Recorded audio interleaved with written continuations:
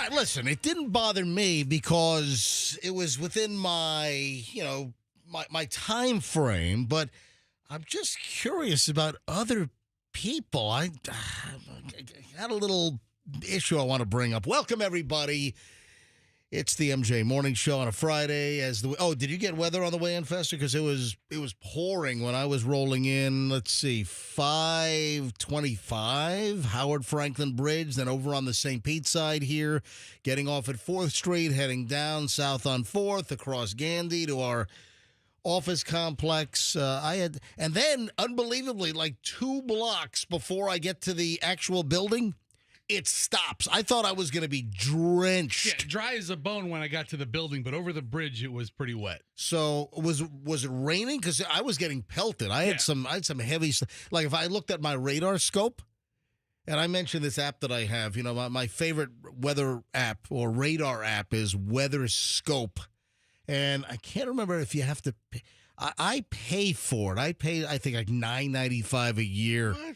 Yeah, but I don't know if they have a free version, and I pay for the upgraded version. What does the updated version give you? No, not updated, upgraded. What does that give you? It just gives you other I don't know. I don't know if there's a free version. Go to your app store and see if they charge you for the damn thing. Anyway, I know you can get free weather apps. You can just go to AccuWeather, go to any of the local TV channels and dial up their radar. I just like this.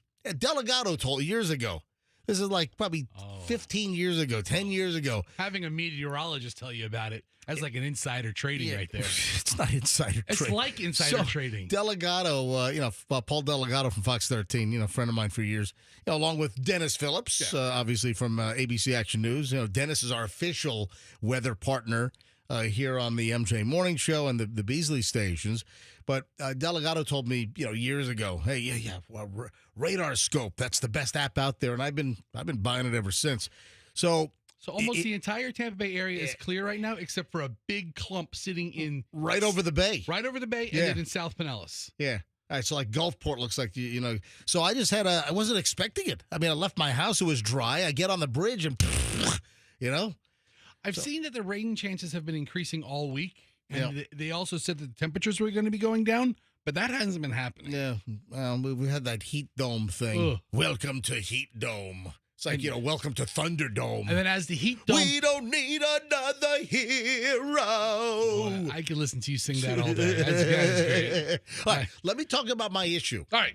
I got a lot of stuff. What was that? That sounded like... Was that your stomach? No, but it sounded like a movie sound effect of a computer shutting down. I just heard like a... What was that? Hey, Andrew, did you hear that noise? Where'd it come from? Hold on, turn your microphone on. Where'd it come from? Thing came from one of the production rooms. Maybe somebody's playing a sound effect or something. Or it sounded like something was about to collapse. I don't know what. I don't know if people heard it on the air, but I felt a rumble in here. It's just weird.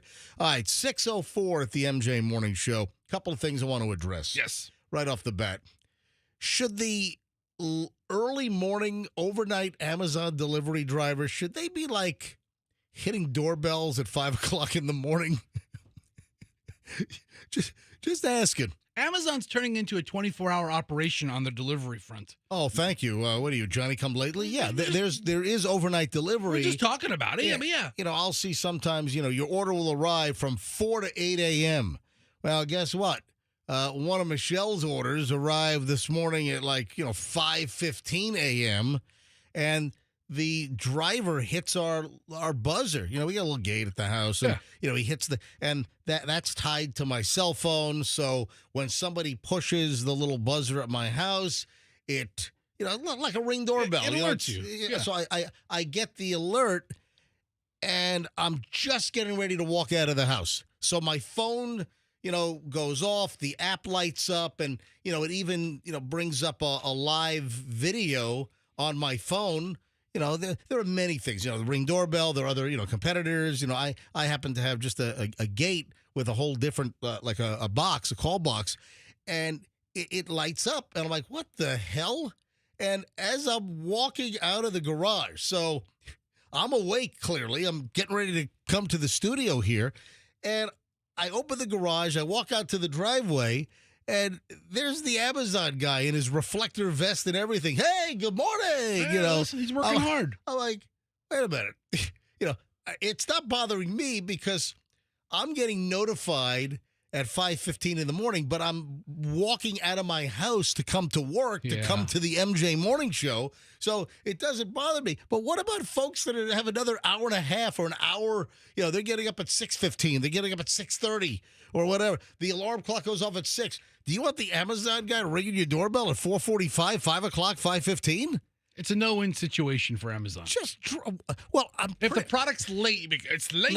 They promise to deliver it. They get it to you. No-win situation. That has nothing to do with this. The Amazon guy, if they're delivering the product, they just drop it off at your door and leave.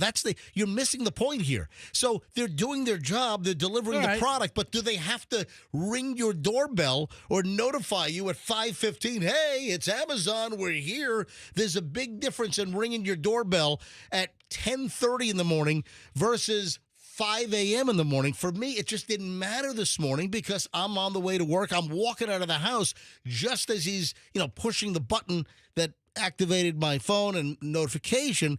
But I'm thinking the whole rest of the neighborhood is... They're fast asleep. Was this guy ringing other doorbells at 5 a.m., 5:10, 5:13, 5... Your point is valid. That's a good point. Yeah, Thank you for explaining you missed the boat entirely. I often miss boats. You completely just misunderstood what I was saying. Well, thank you for explaining. Of course, Amazon has to do their job. Of course. All right. But they don't have to ring your doorbell at 5 a.m. to say, hey, your butt plugs have arrived. Oh, yes, they do. Listen, first of all, if you're waiting for a package of BPs, you're probably up already because you're on pins and needles. Second, if I'm the Amazon guy, you're tracking the app where it shows you how many stops away your butt plugs are. Honey, we're 6 stops away. It's coming. All right, I'm sorry. Listen, I could have picked a different item. Anything else that Amazon sells, you do they sell those? They sell everything. I don't even know. They sell everything. So if I'm the Amazon guy, hang on a second. I'm out there. Let me go to the Amazon. I gotta find out. I'm out there at 3 a.m. Right. I'm letting everybody know. I'm ringing every doorbell. I'm alerting every customer. Hey, rise and shine. I'm out here. Your package is here. It's getting done. Oh, they sell them. Oh, they sell everything. Oh, they sell everything. Oh, page after page. They got them. Colors, sizes. Oh, they got them. They sell everything. Oh, hey, you know what else I noticed? What's that? You know what? Cliffhanger. Something else I noticed, and I did not see this yesterday. I saw it today. Now, I don't know if I wasn't, but I have been kind of looking. It's not like I've been staring. So what else have I noticed on the drive in?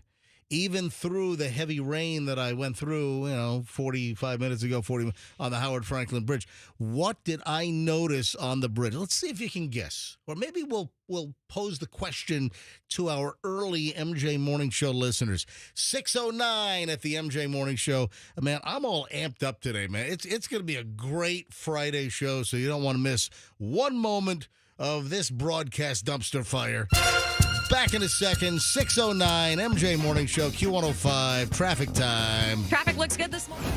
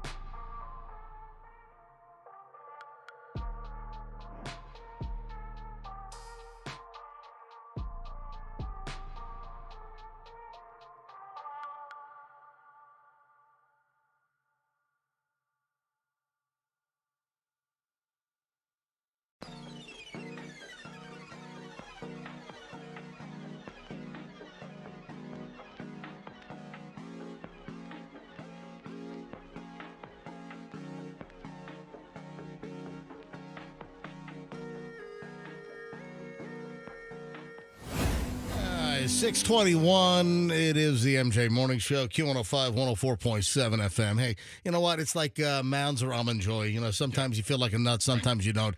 You know, sometimes you feel like a song at the 6:16 coming out of the first commercial break deal. Sometimes you don't. So the song's The Nut. Yeah, yesterday, no song. Today, song. You know, just 3 more minutes in that particular case to kind of, organize and kind of compile and shove this show together. All right, so what, Fester, before I go to phones, and you might be able to guess right off the bat, or maybe Andrew, our producer extraordinaire in the producer's booth. That's booth, by the way, B-O-O-F. That's right. Booth. Not the booth, it's the booth. So what have I noticed? And I noticed it today. One big, one smaller. What did I notice on the Howard Frankland Bridge on the way in 275 South? The new span, the new bridge, what I noticed today. I mean, it's not something as obvious as like a disabled vehicle or something. No, that's a dumb guess. Okay, well, I'm eliminating. I'm in the process of elimination. Did you see like a couch and like a love seat on one side? That was a small one, then a big sofa or a sectional on the other side? First two guesses, no and no. Pretty good guesses. I mean, I eliminated a lot of possibilities. All right, so what have I noticed? Come on. Skid marks? Well, I already mentioned that somebody had marred up the bridge. This is like, 3 weeks ago, a month ago. I had already mentioned, maybe less than that, maybe 2 or 3 weeks ago. I mentioned that there was like a massive, like multi-lane, like S-curved skid mark. And this was it like just before the hump on the Tampa side, and just dark black, tire marks from like the center all the way over to the right and then like kicked back over to the center. I mean, somebody laid some serious freaking rubber. So I did recognize that as somebody has already stained the new bridge. And then we started talking about something else. What's that? Do you? You don't remember? I don't remember. I don't remember what we talked about yesterday. Andrew, you don't know. I talked about it at the opening of the show 10 minutes ago. What did we talk 15 about? minutes ago. Andrew, do you have any idea what I'm referring to as far as my drive-in? No. I've noticed the first cars that have clearly smashed into the concrete walls on the side of the bridge. So back to skid marks. Today I saw dually skid marks. Okay. And that must be from like a semi-truck locking them up. Yeah. And it veered off into the wall. I didn't see a collision, but I was like, how did that end? Right. And then you must have seen a wreck. Maybe that's what you noticed, but I noticed, and this is, I'm trying to remember where I saw this. Over the hump.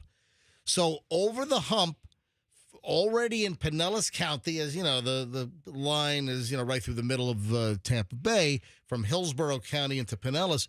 So over the hump, look to the right, and there's like this big marred up, just black marks all over the wall. I'm like, ooh, that wasn't there, I don't think, yesterday. So maybe a truck locked them up and whacked into the wall. However, I don't see like damaged concrete. I don't see like the wall or like the Jersey barrier, that that concrete sidewall on the bridge on the right side. I don't see like any severe concrete damage, like chunks are missing. It just looks like something really just scuffed it and marred it. Because remember, we were talking about, we saw this, I saw the skid marks first. It's like, someone had to be the first one to swerve and have an accident and leave skid marks all over the road. So we recognized that milestone, and now I want to recognize the milestone of somebody's already crashed into the wall on the side. Because the old Howard Franklin, or take, the old one that's now been decommissioned, the old southbound, or take a look at the northbound.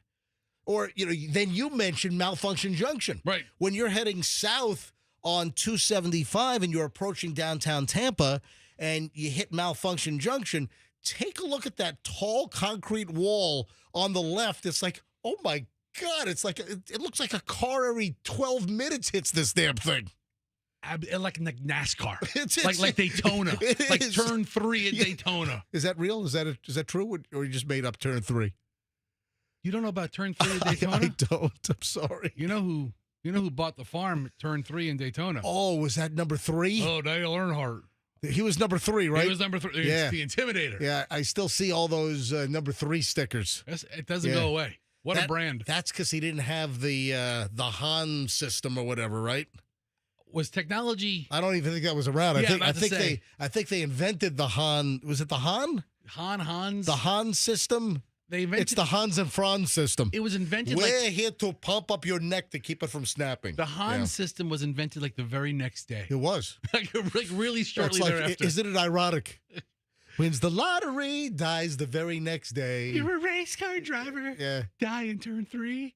And the Hans system is invented on Tuesday. Isn't it ironic? Yeah. Anyway, rest in peace, Dale Earnhardt. Okay, but those all through the Tampa Bay area, It had to sound like that. Right. It had to be. Oh! Yeah, but if you notice, someone's already smashing into the spanking new, shiny walls of the new Howard Franklin. Yeah. People are already smashing their vehicles into the side of the freaking wall. I'm actually surprised it's taken so long. I thought it was going to happen the first day. All right. What else do we have here? An ex-Pepsi executive claimed that he invented Flaming Hot Cheetos. Yeah, that's a big deal. Do you remember this story? We touched on this was it a year ago? Did a janitor invent it? Well, but here's the deal. An ex-Pepsi, and keep in mind that Frito-Lay is part of PepsiCo. Right, Lay's, right? potato chips. Exactly. Fritos, all part of PepsiCo. So an ex-PepsiCo executive had claimed that he invented Flaming Hot Cheetos. He has lost his defamation lawsuit against Pepsi. So he claims he was defamed. Yeah, Pepsi won the dismissal of a lawsuit by a former executive who said that the food and beverage company defrauded, defamed, and really effed up his life by denying that he invented Flamin' Hot Cheetos. Yeah, decision came down on Wednesday. A U.S. district judge said that Richard Montanez, who retired from Pepsi back in 2019, he decided that he was going to leave Pepsi and become a full-time motivational speaker. I'd listen to the guy who claims he invented Flamin' Hot Cheetos. That's a delicious snack. Maybe that was his selling point, and now that his whole selling point on why you should hire the Flaming Hot Cheetos inventor, that's all thwarted. That's all bungalated. You know how they have the tiles of all the speakers at this big convention, and it'll say his name and inventor of Flaming Hot Cheetos. So the U.S. district judge, he said that the plaintiff did not show that PepsiCo and Frito-Lay intentionally reneged on a promise to tell the true story on how he created Flaming Hot Cheetos. Oh, man. Yeah, the judge out in California said that PepsiCo did not defame Montanez by allegedly refusing in 2023 to assist in a documentary about his life. So there's a documentary about this guy now. Yeah. And he's not the guy who invented it. That's the big thing. It's one thing to be defamed and have that lawsuit. He's not the actual inventor. Is that really a big claim to fame? I mean, listen, if you're Thomas Edison, you invent the light bulb. That's pretty big. If you're, just name an inventor. Who's the guy that the Jonah saw? Oh, polio vaccine. Yeah, I mean, that's a big thing, right? Exactly. Yeah, I would say that the invention of the polio vaccine is a big deal. Yes. Okay, yes. I mean. So does inventing Flaming Hot Cheetos really rise to the level of, oh, my God, one of the greatest humans to ever walk the earth? The inventor of Flaming Hot Cheetos. I mean, if I had the Mount Rushmore of inventors, Edison and the light bulb, the polio guy, maybe the guy who invented the wheel, and so what, Flaming Hot Cheetos. His whole life, this documentary, his whole being and persona were based on the fact that his claim to fame was he invented Flaming Hot Cheetos, but then Pepsi and their Frito-Lay unit would not confirm the fact that he invented Flaming Hot Cheetos. Therefore, he felt that his reputation, his life, his monetary conveyor belt later on has been damaged. So he sues Pepsi. Other employees dispute his claim, saying a junior employee, Lynn Greenfield, invented Flaming Hot Cheetos. Oh, man. Yeah. The federal judge said the actual malice standard for defamation requiring knowledge of falsely or reckless disregard for the truth was appropriate based on Montañez as describing himself as part cultural canon. What? Is it possible What? that two people enjoyed Cheetos and said, you know what, this would be really good spicy? 2 best-selling books and a hit movie directed by Eva Longoria? Wait a minute. What movie was based or books based on this guy and Flaming Hot Cheetos? Anyway, the judge tossed it out. They said that, Pepsi's been exonerated. Frito-Lay has been that Cheetos tiger. Is it a tiger? Yes. He's been exonerated. It ain't easy being cheesy. That's what it is? It ain't easy. There you go. Cheetos. Man, the crap. I never knew this. I had no idea. All right, 6:32. All right, hang on a second. Andrew, turn your microphone on. Eva Longoria directed Flamin' Hot. Yeah, that's the movie. I get at it. There was how do I not know about this? A Flaming Hot Cheetos movie from 2023 directed by Eva Longoria. And what, this is hold on. Give me control of the mouse. Hang on a minute. So the movie is based about him. He says he invented it while he was a line worker for Frito-Lay. Flaming Hot is not based on a true story. The LA Times investigated the origin of Flaming Hot, and it does not match up with what Richard Montañez claims. But I'm just amazed there was a movie about a guy that claims to have invented Flaming Hot Cheetos? I kind of want to see it. The hell is it? Oh, is this free on Netflix? Yeah, do a Where to Watch. That's insane. Is that a real website? What? Where to Watch? No. If you just type in on Google, okay. If you just type in like a movie that you want to see, Where to Watch, and then type in the movie name, then like typically IMDb or the movie, and then it gives you all the little logos of where it's available, whether it's available free via streaming if you have a subscription, or whether you can buy it online for $3.99 on Amazon Prime or YouTube or whatever. Hulu and Disney Plus. All right, so you can watch Flaming Hot. Ooh, PG-13. I'll watch it with the kids. Yeah, Hulu and Disney Plus, they're together these days. Yeah, these merged. I never knew this. That's insane. It's not easy being cheesy. All right, 6:34 at the MJ Morning Show. We've got morons in the news next. I've got a great pile of early morons in minutes. Don't miss it. Here on Q105, 104.7 FM. Accident, fall, you call, camp, law. Anything new since we last discussed? Any other issues crop up, Fester, with your wife's accident after Allison was rear-ended by an Uber in downtown Tampa? I'll tell you, she went for her MRI yesterday. Yep. And it's just amazing the diligence that the Kemp Law Group is doing, lining everying up. Very diligent. It's amazing. It really, it's a burden lifted off of us. We're really grateful. Listen, if you've been in an accident, hey, we're going to keep you apprised every step of the way because the Kemp Law Group is handling the personal injury and damage claims after an Uber slams into Fester's wife, causing over $7,000 in damage to the vehicle. And clearly that's going to jar you up good. So if you've been in an accident, some, moron is just driving and texting or just not paying attention. Maybe they've got a little George Foreman grill. Maybe they're cooking chicken skewers in the passenger seat while driving and they're distracted. They rear end you. Listen, you need the Kemp Law Group. Accident or fall, you call Kemp Law. You don't pay a dime until they recover. They'll answer all your questions. Listen, call 911 first. Call the Kemp Law Group second. Accident or fall, you call Kemp Law. Tell them that MJ sent you. When it comes to your retirement, don't mess it up. Let me give you some sage advice here. Get a hold of Steve and Elizabeth Holland from the Holland Group Retirement Wealth Advisors. If you are in your mid to late 40s, into your 50s, certainly you're getting into the 60s, you're considering retirement, maybe you're a couple of years away, a year away, maybe you are a month away, maybe you've just retired, maybe you are retired. So that's a lot of folks. Get a hold of the Holland Group Retirement Wealth Advisors and make sure you're on track to have the retirement you dreamed of. Don't get way down the road and just say, oh my God, I screwed up. I should have listened to MJ when I heard him talk about this on Friday, May 30th, 2025. You don't want to get clobbered with taxes in retirement. You don't want to leave money on the table. You want to make sure you have the right investment planning to bring investment income in every month when your paycheck stops because you're retired.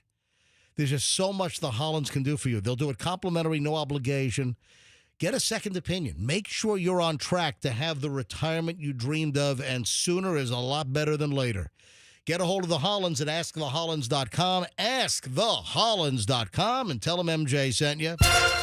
Traffic's on, and then we'll do early morons in the news. I'm excited about today's pile. Yeah, the pile is next. Traffic looks really good this morning.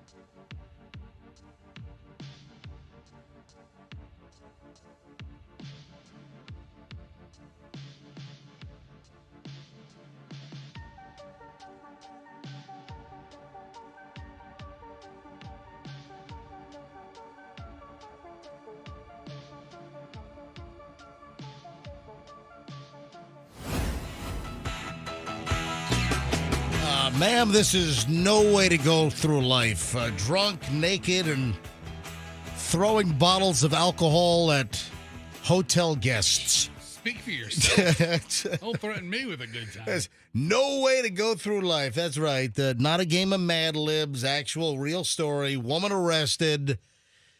Reportedly throwing bottles of alcohol at hotel guests while she was nude, naked. Yeah, courtesy of Washington, D.C.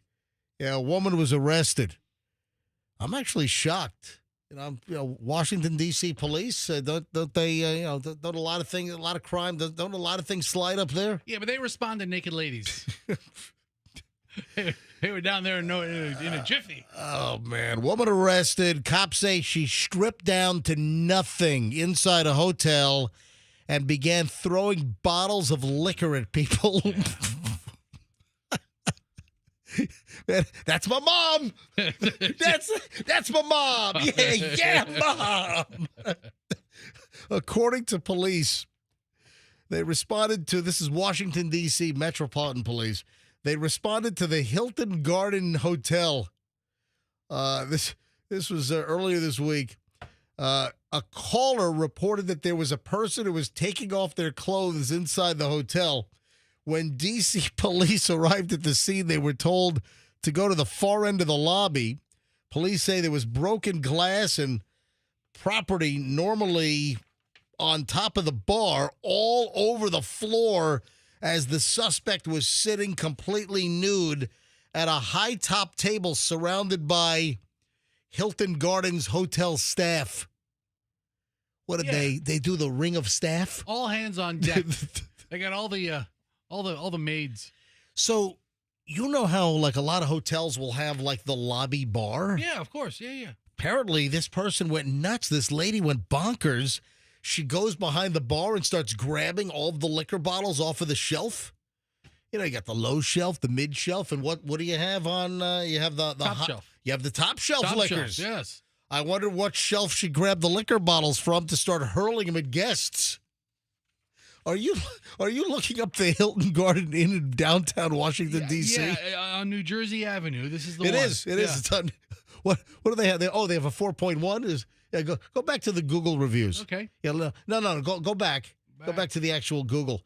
Yeah. All right. They have a 4.1 on Google. It's a 3-star hotel. Yeah. I mean, Hilton Garden Inn does a nice enough job. Not super high end, but still nice. Glass all over the place, surrounded by staff once the cops arrived. When the officer asked the woman why she was naked, she apparently said, it gets nuttier from here, folks. I mean, this was already crazy enough. Oh, here's a picture of the hotel bar. Oh, look, we're looking at 1, 2, they have 4 shelves of liquor in the hotel bar. It's a pretty well-stocked bar. I wouldn't say it's well-stocked. For a hotel bar? Listen, it's not a club in Ybor City or the Hilton Garden Inn. This gets better from here, folks. I'm not making this crap up. Right. When an officer asks the woman, why are you naked? Why are you throwing bottles of liquor, smashing glass liquor bottles all over the hotel lobby, throwing bottles at guests? She said that my Lord and Savior, Michael Jackson, told me to do this. Hee-hee. Amen. Shamo. I want you to go to the hotel bar naked. The chair is not my son. Remember that? I think it's the kid is not my son, but for some reason, a lot of people heard the chair is not my son. I mean, that would be impossible. In that particular. Oh, man. She immediately uttered to police, "I threw something at him. I wish I got all of them, all the white people. I'm racist as F." And, of course, she used the F-bomb. Oh, okay. Then D.C. cops said the woman said, "Take me to jail." You got it. All right, so here's more details. Before the police were requested, the caller said the woman, this is the 911 caller, the woman had been detained and was outside the hotel naked on a towel on the ground. The caller, this sounds like she was all frigged up on meth or, high on PCP or something. No, it's just a regular Tuesday for her. Regular Tuesday in downtown D.C. So she's naked outside on a towel originally. The caller told police that the woman ran inside the hotel, went over to the bar. She then began to throw bottles of alcohol at people while still naked. Multiple victims reported that she was throwing bottles at them while jumping back and forth over the hotel bar. She's pretty limber. According to the police report, the lady was screaming, "I hate white people, and I wish I hit all the white people." I mean, I'm not the biggest fan of white people either, but you really gotta. Where all the white women at? You can't throw bottles at them. Dude, you're white. You don't like white people? You know what? Honestly, I think yes. You racist? I'm not the biggest fan of white people. All right. Honestly, white people have screwed a lot of things up. By the way, the suspect was identified as 31-year-old Husani Cacho. She was placed under arrest for simple assault with a hate and bias, destruction of property, hate, bias, lewd acts. So I guess it's enhanced with hate and bias. So lewd acts, unlawful entry, disorderly conduct. Hee-hee! Michael Jackson, Yeah. get on to the bar. I'm looking at the Johnny Walker in the mirror. Because you have the... Look at the hotel bar. It's backed by a mirror. Well, a lot of bars are backed by a mirror. I'm trying to come up with Michael Jackson songs here. Is that not insane? Doesn't he also sing "It Don't Matter If You're Black or White"? It don't matter if you're black or white. That's true. So why would the savior Michael Jackson? Yeah, he has a song. Yeah. It's one of his best songs. Remember that video? I thought it was so revolutionary. That was the first one where they were morphing faces. That's right. That Michael Jackson video, which was what, like 1991? That's right. That was where they started morphing the faces. Like one person was on screen and the face would morph. I think that's like the first time we saw that video technology used. It was groundbreaking. And now she's breaking bottles. Groundbreaking for her Lord and Savior, Michael Jackson. Yeah. All right. This is no way to go through your teaching career. A Haines City school teacher busted for smoking meth at a park after hours. You can't break the law by entering those city parks after hours. Those county parks, they have the signs. Was it sun up to sundown or whatever? Closes at dusk. That's right. At dusk. Not even sundown. That's right. Dusk. Yeah. Dusk. You're right. Those signs. The park closes at dusk. They enforce it. Yeah. A world history teacher at Haines City High School. Good morning, Haines City. Lots of listeners out in Haines City. Accused of smoking meth while in a parked car at a Winter Haven park. You know what? That's no way to go through life. Shane Christopher Olson, 54 years old. A world history teacher. I mean, does he lose his job over smoking a little meth after hours? Tell you what, my world history teacher in 8th grade didn't know his ass from a globe. I'm telling I don't want to mention any names, but I had... Ill-prepared for the job. I had the dumbest... I mean, I'm in 8th grade. I'm wondering how the hell this guy got his teaching certificate. I'm telling you. You're correcting me, guy. So I was. Yeah, hold on. I was. Well, you know what? You're right. That's a good point. Yeah, good. Oh, you're right. So Winter Haven police said that they were, doing a normal patrol at Lions Park. Yeah, this is 10 p.m. earlier this week on Tuesday. They saw a red Toyota Prius And, of course, it's after hours. It's after what? Dusk. It's after dusk. I mean, the park is clearly closed. Right. I would like to see Elon Musk in a park after dusk. Musk Dusk. Musk after dusk. Be a good name if you had a podcast. All right, Musk after dusk. That is the name of a podcast. Just talking around, You're right. talking to Elon. Yeah. Anyway, he told cops that he didn't know he wasn't supposed to be in the park after hours. Yeah, how unfortunate. Then they catch you in your Prius. How many Prius drivers smoke meth? You know what? Is there a high concentration of those? I bet you it's higher than you think. Yeah. He told cops that he went into the park to pull over to use his phone because he didn't want to text and drive. Yeah, he didn't want to smoke a meth pipe and drive. Yeah, I'm looking at his mugshot. Yeah, he's seen better days. Yeah, then cops saw the pipe.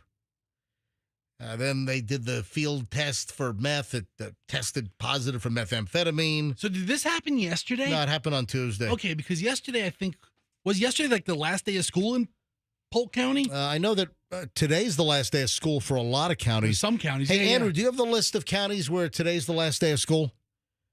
I don't have a complete list, but Manatee, Sarasota, and Polk ended yesterday. Okay, they're yesterday. Then, like what? Hillsborough, Pinellas end today, Yes. if I'm not mistaken. All right. And then, please check your county to make sure whether your kids need to go to school on Monday. Don't rely on us Yeah, exactly. for scheduling information for your kid. Also, don't rely on us for snow days. No. Don't rely on us for whether the schools are going to be closed for snow. Yeah. Anyway, so they searched the vehicle. They found a vial of white crystal-like substance.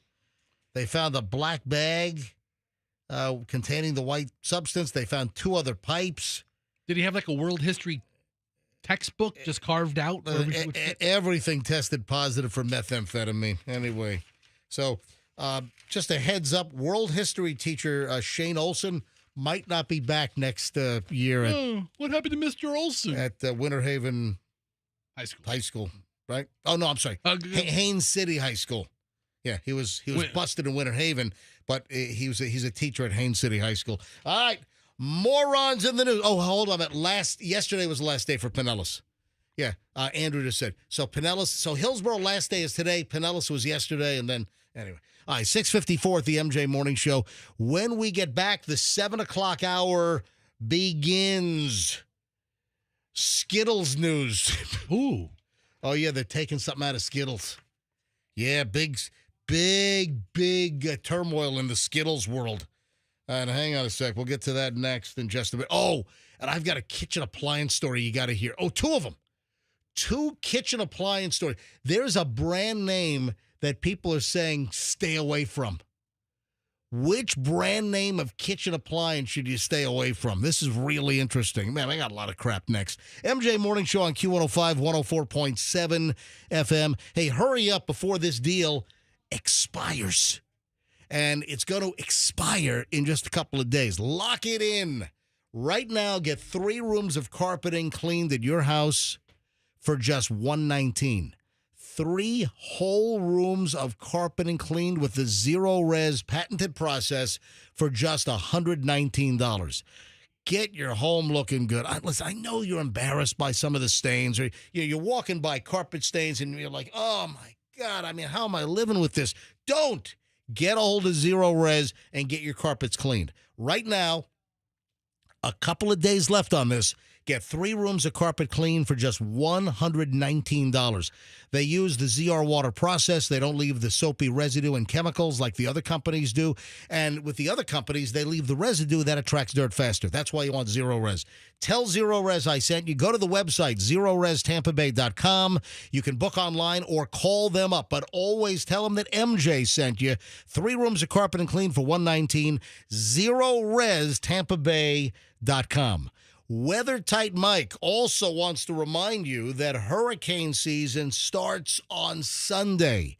June 1st is Sunday. Now, typically we don't have early activity, plus we've got the Sahara dust storm right now, and that, you know what? We need the damn Sahara. I got to bring this up later on. We need that all year round to kind of suppress hurricanes. But listen, I have heard from numerous people that are thrilled with their experiences that they've had with weather-tight windows. But one of the people that I heard from was hurricane-related. And they had their new windows and doors installed, their replacement windows and doors by weather-tight windows. They had them installed a couple of months prior to the hurricanes last year. And they swear that weather-tight windows saved their house, that their house with their old windows would never have survived. I think they were installed last August, and of course, then we start getting the hurricanes late September and into October. And they swear that weather-tight windows did it. PGT Custom Windows and Doors, the best installation around. For replacement windows and doors, you want weather-tight, Mike. Right now, $200 rebate per door, $100 rebate per window. Weather-tight windows. Weather-tight, Mike. WeathertightWindows.com. Don't forget the cookies. Tell them MJ said you. 6:57, MJ Morning Show back in minutes. Traffic looks really good this morning.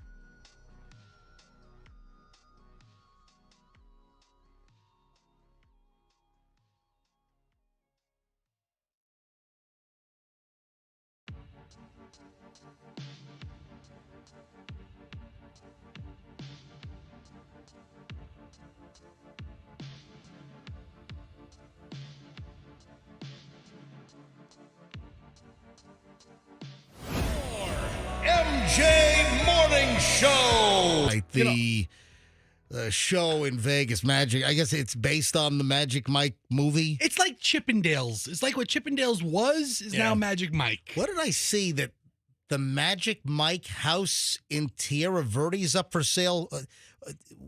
Can you explain that to me? Do you have any idea what that? I've never seen any of the Magic Mike movies. Neither have I. Just never really appealed to me. But I think there was a Tampa tie-in. Yeah. So but also was Channing Tatum? Was he Magic Mike?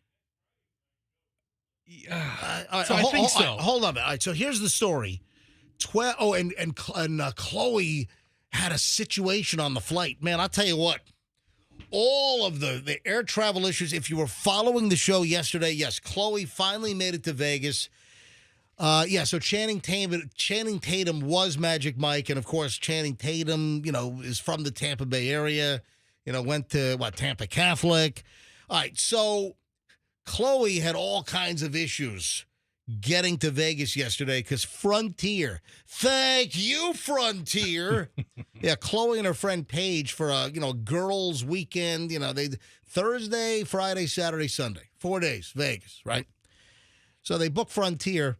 Supposed to leave at 7:30 yesterday morning, and the flight was delayed until 12:30 midnight the next day. As in 12:30, like this morning, after midnight. That's not a delay. That's a whole freaking day later almost. It's a cancellation and a rescheduling. So they had tickets already for Magic Mike for last night. They had dinner reservations. A hotel is not cheap in Vegas.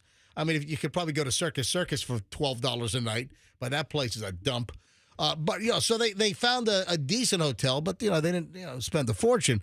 So they got all kinds of stuff that's like non-refundable, and here Frontier is screwing them over, so they have to scramble to get a new flight. So Michelle is, she was all distracted. The first hour of the show yesterday, Michelle's all distracted while she's trying to find a new flight.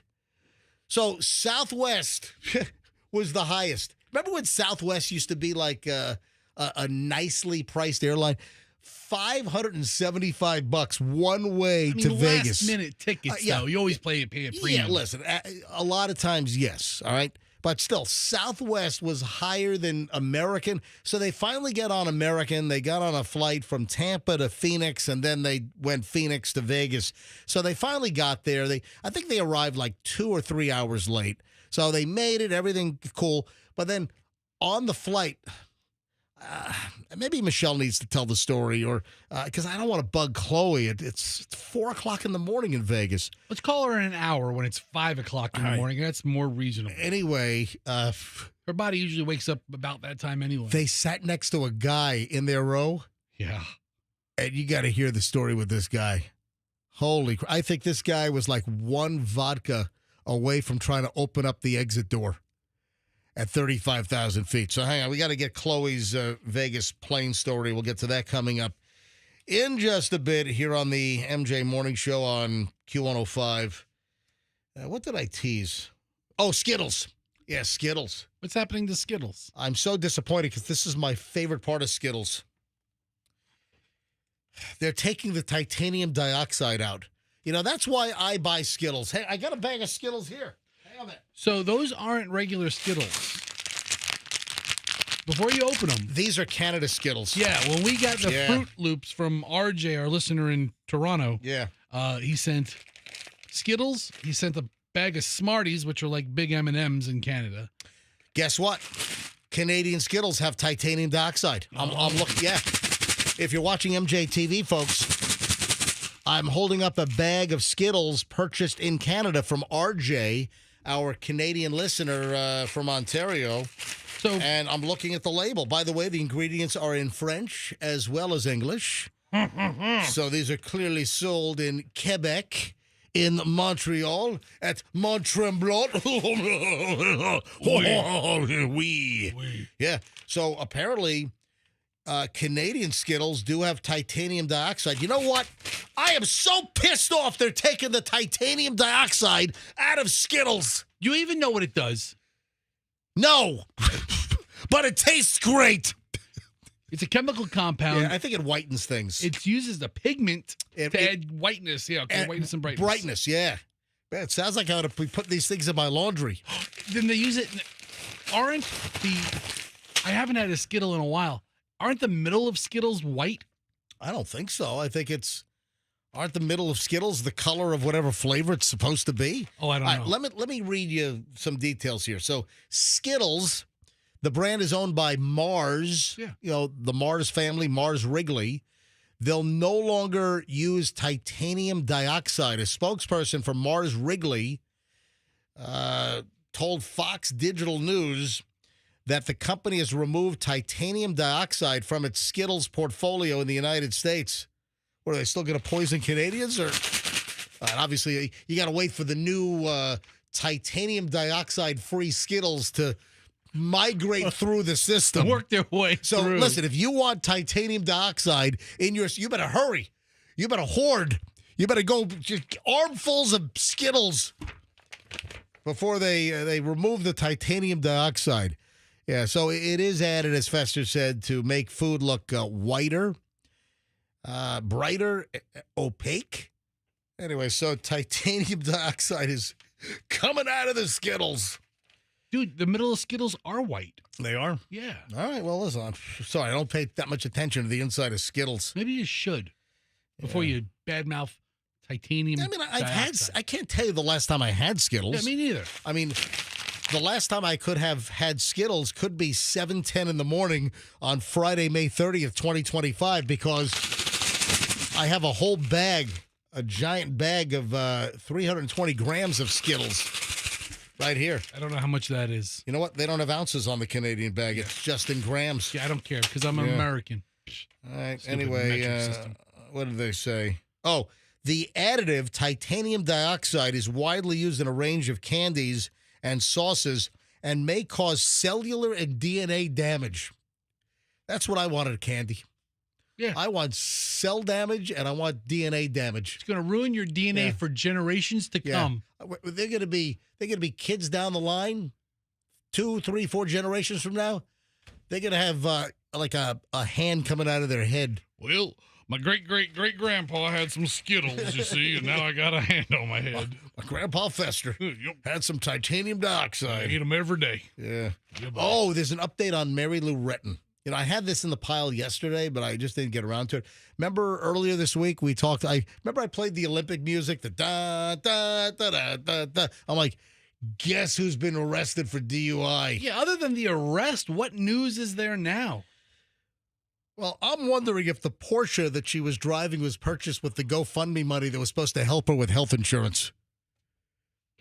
So here's the deal. I can't figure out if she was broke or she just didn't have insurance. What was the deal? I mean, a lot of money was raised for her, wasn't it? Wasn't it hundreds of thousands of dollars? I think like to the tune of almost $500,000. Yeah, that's right. Michelle did say like $500,000. By the way, she's got stuff to do today. Okay. Yeah.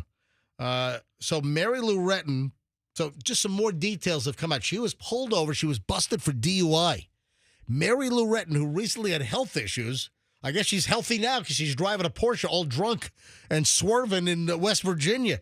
So now new details are coming out that Mary Lou Retton, you know what? This is perfect. She used to be on the cover of like the front of a Wheaties box. That's right. Now they could put her on a bottle of like Kettle One or Absolute Fireball. Mary Lou Retton, hey, new endorsement opportunities, Mary Lou Retton. Yeah, so it turns out that when cops pulled her over, this is new, that she had a screw top bottle of wine inside her Porsche when she was arrested for driving under the influence. And it happened on, I guess, May 17th, and the story just came out this week. Who the hell kept this under wraps for nearly 2 weeks, 12 days? Why was this kept under wraps that Mary Lou Retton was pulled over for DUI? She's a big star in West Virginia. Gotta keep it quiet. Yeah, the police report said she reeked of booze, slurring her words. Yeah, she was arrested in Marion County, West Virginia, facing DUI charges. and then she had her whole problem. She was diagnosed, and this is where the GoFundMe came in. I wonder how much that money funded that Porsche she was driving and whatever her liquor consumption is. I'm looking at an older USA Today story where they question where the money went. Yeah, well, I'll tell you, right, I went to the Porsche 911 she was driving. Yeah, the family's not talking about it. After the medical bills, they claim to have wanted to donate it to charity, but it looks like she was the only charity. Went to her liquor fund. That's right. It's Got to fund that liquor cabinet. And she's stocked well right now. Lots of top shelf. All right, so, she was diagnosed with a rare form of pneumonia, or it could be pneumonia. Both are acceptable. Yeah, check the talking dictionary. She had a rare form of pneumonia, and she was fighting for her life in the ICU of a hospital back in 2023. I guess she's fully recovered because she's weaving and swerving. She's liquored up driving a Porsche in West Virginia. How many hip replacements do you think Mary Lou Retton's had? I'll give you a hint. 36. Okay, well, you should have listened. Is that high? You should have listened to my hint. Oh, okay. It's between 1 and 10. Okay, 9. Okay, close. 8? 4. 4 hip replacements. So that's why she didn't have insurance. She tried to get insurance in the marketplace. Right. She couldn't get affordable insurance because of her pre-existing conditions, including 30 orthopedic. Wait a minute. I thought Obamacare was supposed to help out with that. He's opened the marketplace. It's still hard to get good insurance if you have pre-existings. All right. Listen, 30 orthopedic surgeries and 4 hip replacements. Wow. So she's drinking the pain away. Have you heard of the recent disruptions that are happening in yoga classes? I've never been to a yoga class. I have no idea what they do in those classes. I know it's a bunch of limber people stretching around. I had one buddy who went to a yoga class, had a horrific experience, told me never think about going. Wait a second. All right, hold on. Yeah, horrific experience. I might be more intrigued with your yoga story than the yoga story I'm about to do. My friend Jason went to a yoga class because he thought it'd be a great place to meet women. Oh, jeez.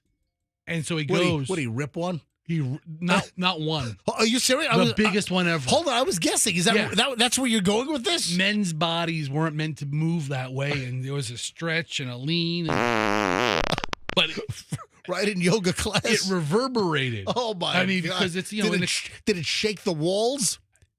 It must have. I mean, they're in confined rooms. Oh man, I hope that there wasn't a permeation of the women's yoga mats with his.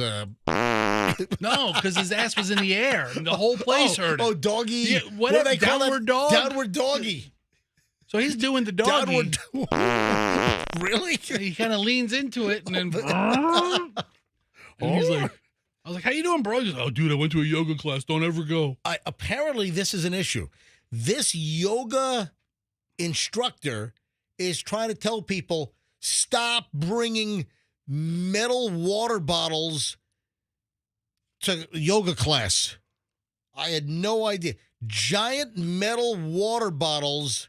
Well, that also is the Stanley. And the Stanley makes like a thermos kind. Or if you knock it in, it makes a metal clinking deal. Yeah. So this yoga teacher, I guess teaches, has been doing yoga for over 20 years, says that these giant metal water bottles, kind of like the Stanley tumblers, they do not belong in yoga class. I was a yoga class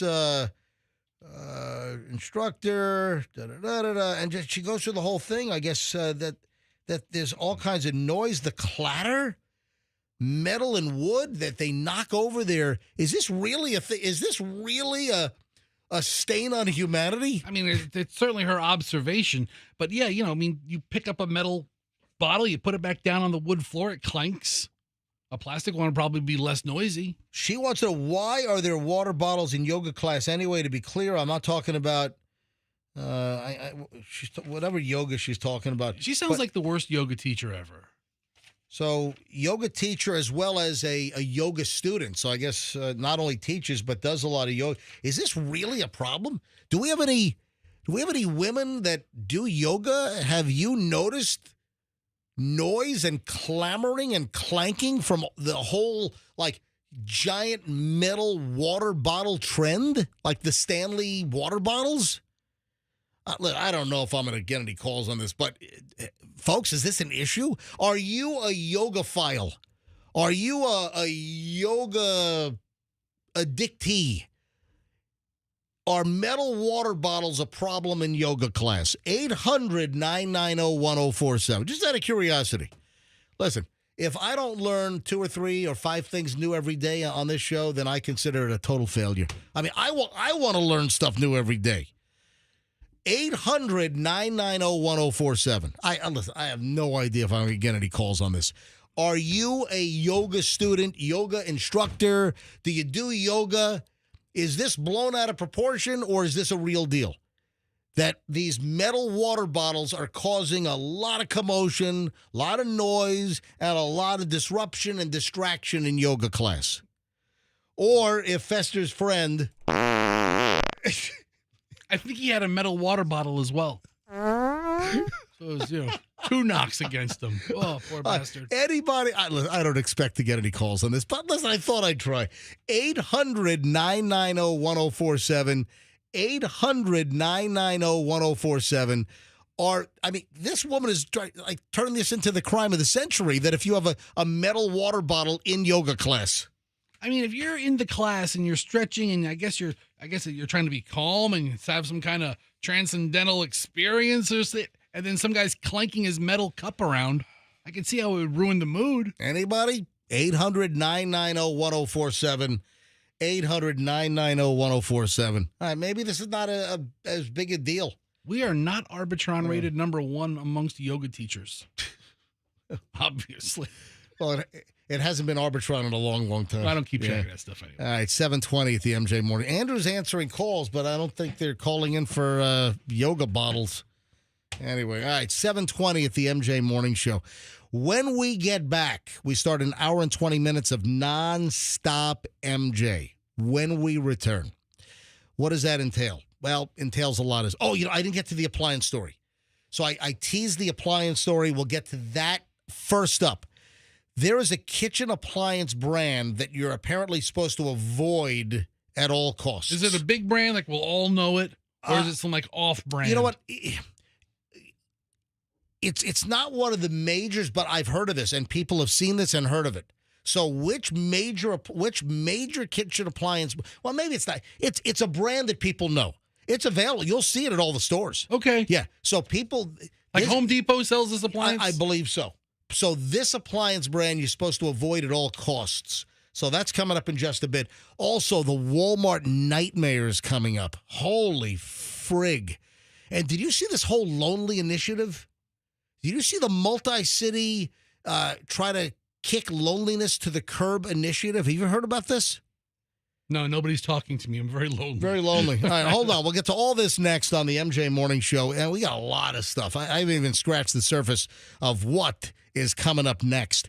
Hey, if your roof has a leak, if your roof needs to be replaced, hey, roofing fact, the average roof in Florida lasts between 15 and 20 years. Man, we got some pretty harsh elements coming down on your roof. So if it's time for a roof replacement, you definitely want to get a hold of my friends at Westfall Roofing. So they've done repairs on my roof.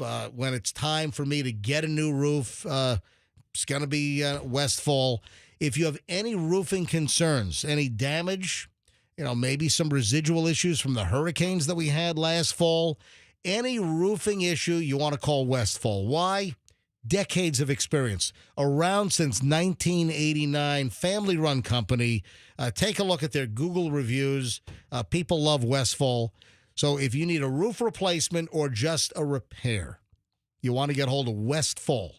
They do the roofing work in my house, folks. That's really all you need to know. WestfallRoofing.com. WestfallRoofing.com. Tell them MJ sent you. Also, when it's time to make the move out of that house where you have to replace your roof or fix some leaks in order to sell it, you want to call Two College Brothers. All right. So you have a whole array. You have a whole bunch of movers you can choose from. I just don't want you to end up with janky-ass movers.com. Yeah. bottom line is that the moving business can be a very, very tough road to navigate.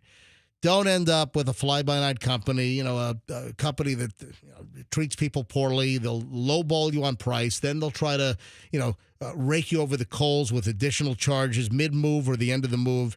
They'll handle your stuff like they don't care. This is why you want two college brothers, highly trained, over 1,100 5-star reviews. For your next move or anyone you know, it should be twocollegebrothers.com. Mention me, MJ. They'll give you free moving boxes. Twocollegebrothers.com, the smartest move you'll ever make. At 7:23, traffic's on. And the MJ Morning Show with an hour, 20 minutes. Non-stop MJ next. Traffic looks really good.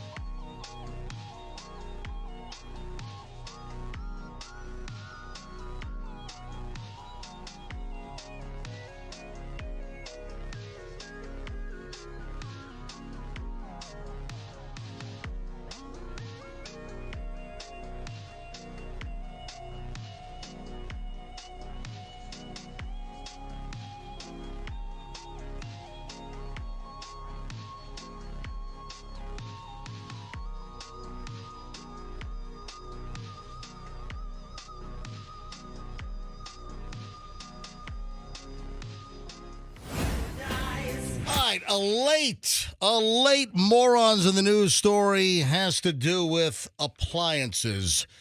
So I don't know what it is, but I've got two appliances stories here. I'm like, you know what? You come to the MJ Morning Show on a daily basis for appliance stories.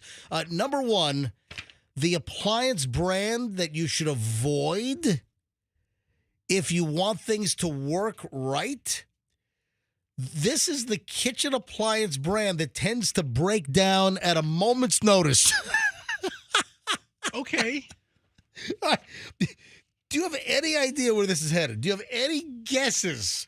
I mean, are you talking about like a microwave type appliance? You're talking more like a dishwasher? No, this is a whole line of appliances. And it's a big brand that everybody's heard of before? Listen, this is from the tasting table. I mean, I've seen this website. I know I've been to this website numerous times. This popped up in my feed, and it intrigued me because the headline was, the kitchen appliance brand you should avoid if you prefer things to work correctly, that this is the brand that tends to break down at a moment's notice. I guess just a lot of people have had issues. All right. I mean, we're going to guess brands. I don't want to besmirch the name of a good company. Cheap to buy, quick to lose. The wrong kitchen appliance is a fickle friend. Unfortunately, narrowing down the best and the worst options in such a saturated market can be difficult. On a mission to make decision-making easier, House Digest researched the most unreliable appliance brands to avoid at all costs. And we just had to share the findings in an exclusive interview. Jesse Andrews, owner of New England Home Pros, revealed one brand has been found to break down in a moment's notice. Like that. Instant breakdown. But isn't that how things kind of work anyway, though? Sometimes things just work less and less effectively until they kaput. As a remodeler with over 25 years experience, I have seen many appliances fail, Mr. Andrews says. One brand that consistently underperforms is blank. All right, so you said it's not the top tier brands. No, you know what? And by top tier, I mean large companies. We ought to go to phones on this. Let's see if we have better luck than the yoga metal cup distraction. Now, seriously, folks, do you have any idea what brand, according to this Home Pro remodeling expert, breaks down? A brand that you're supposed to avoid, according to this individual. MG, you could take the company right now with this segment. You can shut down this probably multi-billion-dollar appliance company. All right. One brand that consistently underperforms is blank. Do you know what brand he claims breaks down on a moment's notice? Anyone? Anybody want to guess which appliance brand? 800-990-1047. 800-990-1047. I want to see if somebody gets this fairly quickly. All right, phones are ringing. Andrew is screening. 800-990-1047. Their refrigerators and dishwashers are poorly constructed and break down frequently within a few years. I once completed a whole kitchen remodel for a client, and within 8 months, the blank refrigerator and dishwasher both needed major repairs. The fridge's compressor went out, and the dishwasher's control panel failed. I haven't mentioned the... Oh, look, all the lines are ringing. That's just getting some of the bugs out, though. All the lines are ringing. Which appliance brand breaks down on a moment's notice? Let's start taking call. Every line, this is much more successful than the yoga bottle question. No kidding. All right, 800-990-1047. People like this. Samara in Carrollwood, you're on the MJ Morning Show. Which appliance brand? Do you have an idea? Hey, good morning, guys. My guess would be Samsung. That is not correct. I think Samsung overall has a good reputation, but I think didn't they have some washing machine issues or something? Listen, every appliance brand has something, but no, it is not Samsung. Samara, thank you for trying, though. Thanks, guys. Have a good day. You too. Tony in Spring Hill, which appliance brand breaks down at a moment's notice? Good morning, guys. I want to say it's going to be the GE. Hold on, you gotta get louder. You're on hands free. Talk into wherever your microphone is. A little louder. It's your GE.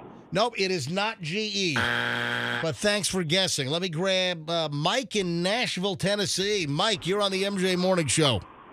Let me speak to Flappy real quick. Flappy doesn't work here. Hey, I think it's the LG, anything LG dishwasher or microwave. Nope. LG. Wow. Okay. No, I've got a good, feeling about LG overall. I have a good feeling about Yeah. all the appliances Yeah. except for this one. Flappy doesn't work here. Oh, man. All right, thank you, buddy. Mike, not that brand. Norman in Spring Hill. Norman, MJ Morning Show. What's your guess?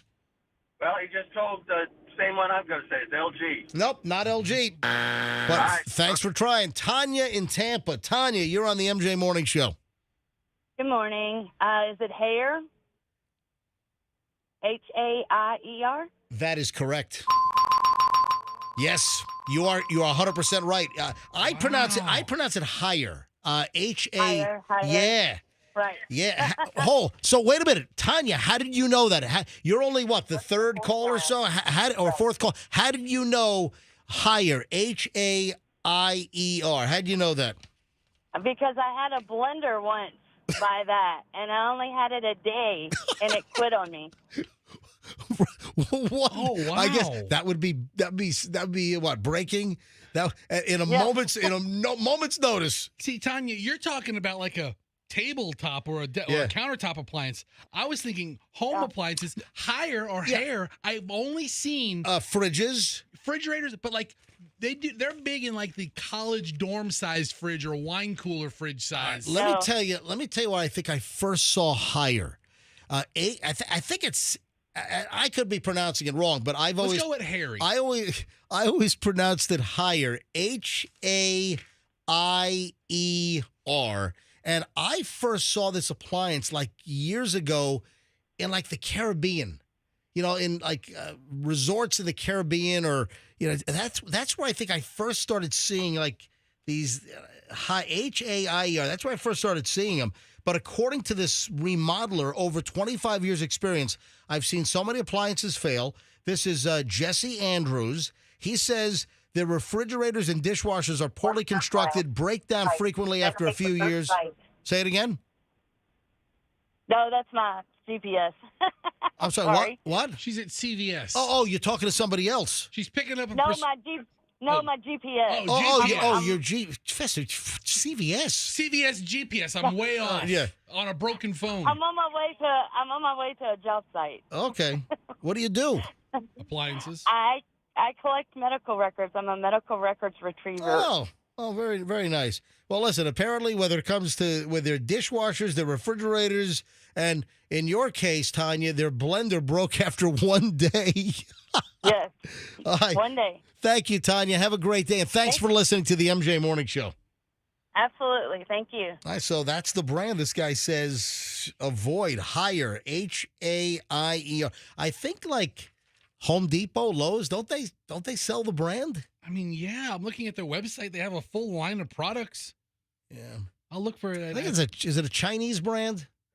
I don't know. Yeah, bring up, just go to Google quickly, type in higher, and then find Wikipedia.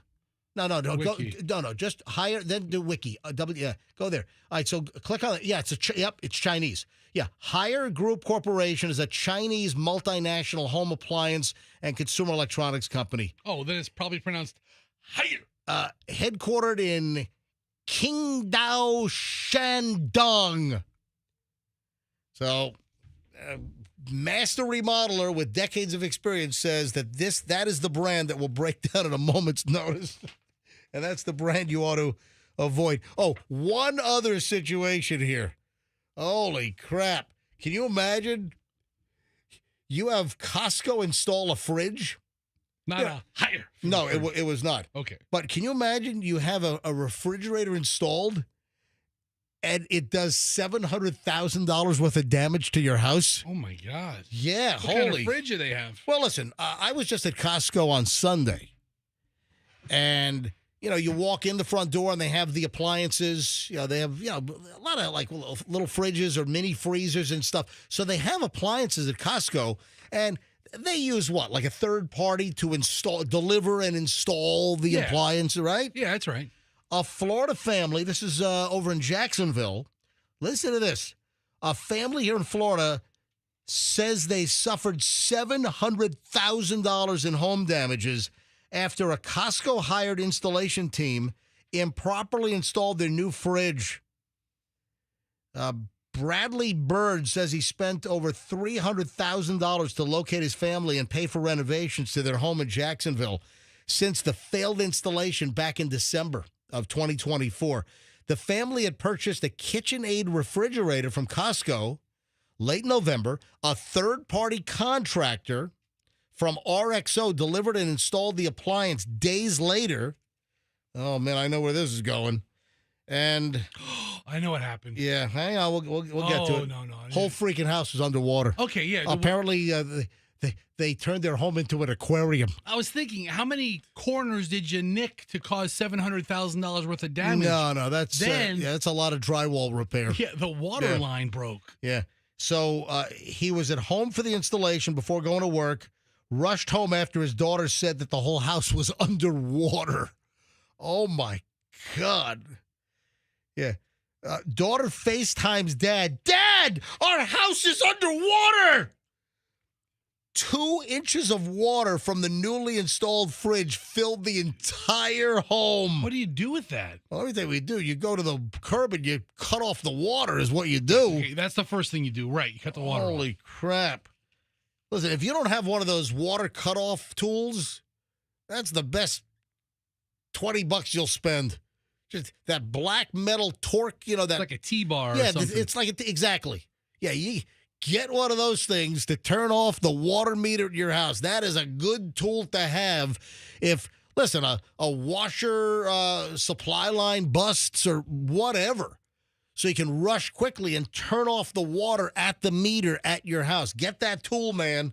Can you imagine? You get a new fridge installed, and then Costco's like, "Up, not our fault." Well, it's the their third contractor. It's the third party that's responsible. I'm sure they have insurance for this. So $700,000 worth of insurance? $700,000. So about 2 inches of water from the newly installed fridge was filling their house. Out of spite, Bird also paid for 3 months of billboards calling out Costco and RXO in Jacksonville. Holy crap. The installers failed to place the water line in a safe position.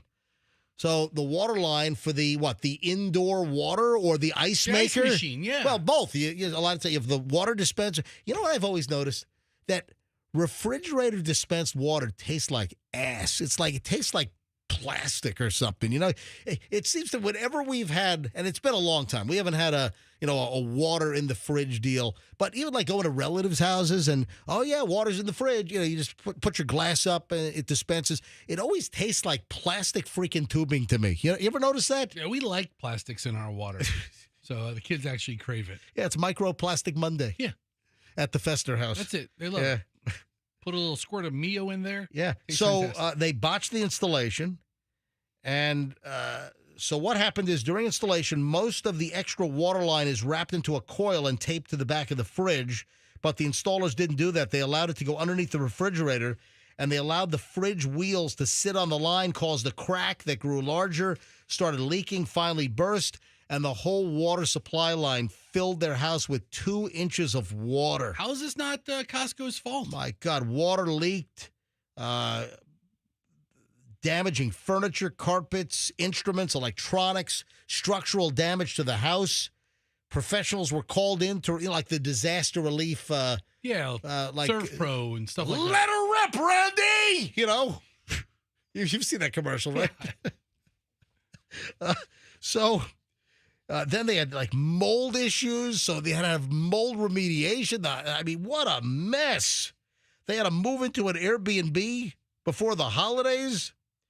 The tree was up, the Christmas presents was wrapped, everything ruined. Holy crap. Bird says he filed a claim with Costco and even sent an email to the CEO. He says he got a response back from the CEO an hour later saying his team would be monitoring the family situation. after the initial day. So he got immediate response from the CEO. That's pretty good.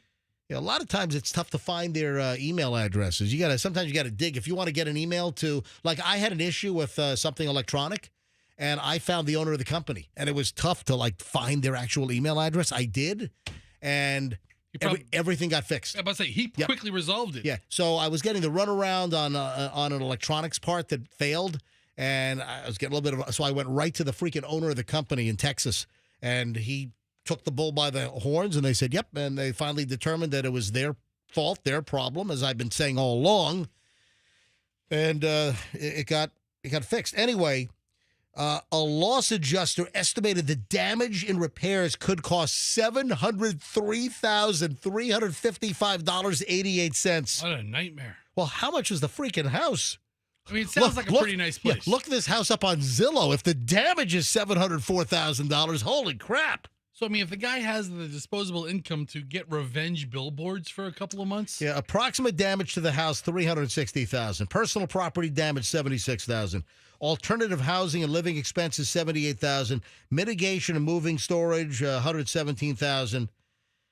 Professional services to recover monies from the third-party installer, RXO, $72,000 so far. Wow. Man, this has been Appliance Nightmare Corner here on the MJ Morning Show. What a happy day. You're just going to the Costco, buying a fridge. All right, let's move from Costco to Walmart, all right? Another nightmare. What do you have to do? I mean, you're not being detained by law enforcement.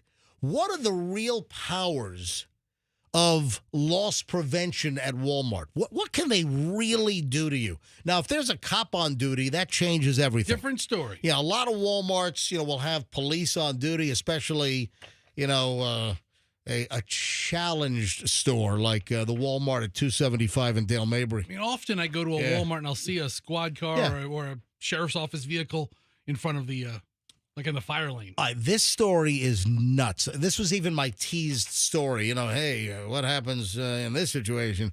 So 7:46 now at the MJ Morning Show, and I got to get into this Walmart nightmare. This individual checks out, has a shopping cart, or for those that like buggy, a shopping cart filled with just items. You've got the grayish Walmart bags where they bag their. So they did the self-checkout, the self-scanning, and as the person was leaving the store, they were accused of not scanning an item. They pull them aside, bring them to an area. Oh, my God, they go through everything, embarrassing the individual. So the person that got pulled aside, accused at Walmart of not scanning something, started to roll video. So they captured a lot of this on video on their cell phone. What a mess. So, I've got so many questions here. We all do shopping. There's loss prevention.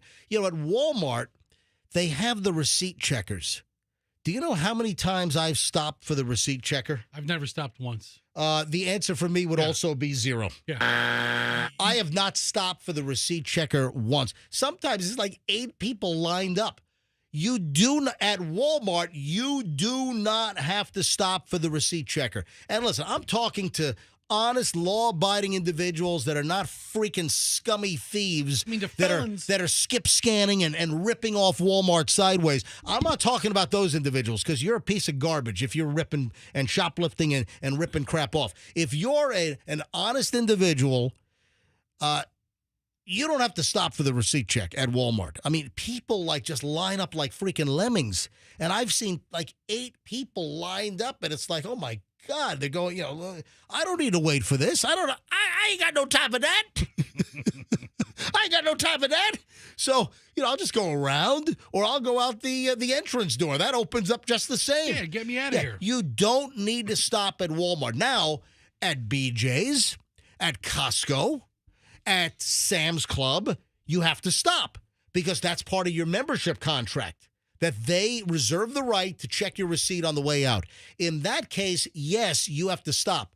But I ain't got no contract with Walmart. You know? Yeah, I mean, I don't have to stop, and I don't. And they don't say a thing. They can't. They like wave and smile. so that's just It's like some, totally voluntary. But that's some hourly employee just checking receipts. It was the greeter years ago, and that person's all but gone away, and now they're a receipt checker. But loss prevention, where they're wearing their little darker smock that says loss prevention on it, and they stop you in the parking lot. Yeah. If they confront you, Right, do but- they have any authority to stop you? Loss prevention is different than usually the receipt checkers at the door. Right. All So different person now. So here's what happened. And because I've got larger questions once we get beyond this. Okay. So I want to play some audio. This woman paid for everything in her Walmart bags and shopping cart, and then she's accused on the way out of not scanning an item. And you got to listen to some of the audio bites of this whole self-checkout fiasco at Walmart. All right, here's the listen. So I got stopped coming out of Walmart, walking out with my cart. They pulled me back here and made me come to this room area, and they're saying that I didn't pay for something. Everything in my cart was scanned for and paid for. I did it with the gun because there was 20,000 people in line. So they're saying I didn't pay for something. They took my ID and were trying to take me in a room. You don't have to give them anything. They're not law enforcement. Hold on. So Walmart, they take this woman into the loss prevention room. They take her ID. You don't give Walmart your ID. We need to see your ID. No, you don't. Walmart All right, employee. you don't. And listen, I'm talking about law-abiding individuals that are not freaking thieves. As far as I'm concerned, if you're a thief and you're ripping off Walmart, or if you're skip scanning, they ought to grab a fire extinguisher off the wall and bash you in the head with it. You know, I would sanction that. The thief knows not to stop. Right. It's the innocent people like, oh, yeah, I'm going to follow the But rules. they don't have authority to stop you. You can't. I mean, you can't be detained by a Walmart employee in a smock. You know. Stop in the name of Walmart. All right. So the story gets worse. So she's pulled aside. She's already capitulated here, giving them her ID and everything. You guys treat everybody like this? Ma'am, we have treated you with utmost respect. You drugged me through Walmart like I asked you to stole, come and you with said us. go to the room and give her my ID. I asked you to come with us up to the Okay. service. Well, I'm just for my protection. Should have said no. This is the most embarrassing thing ever when you come Yeah. to Walmart and come here every day and spend hundreds of dollars. I spend hundreds of dollars in the store a week. Ma'am, we are trying to do this. Yes. Please. Okay. So finish. You are free to record. However, you do not need to sit here and give us commentary. Hold on. All right, so you're free to record, but you don't have to sit here and give us commentary. Oh, you just got yourself your own morning show. I will talk my head off in front of you. Oh, my Walmart God. employee. All right.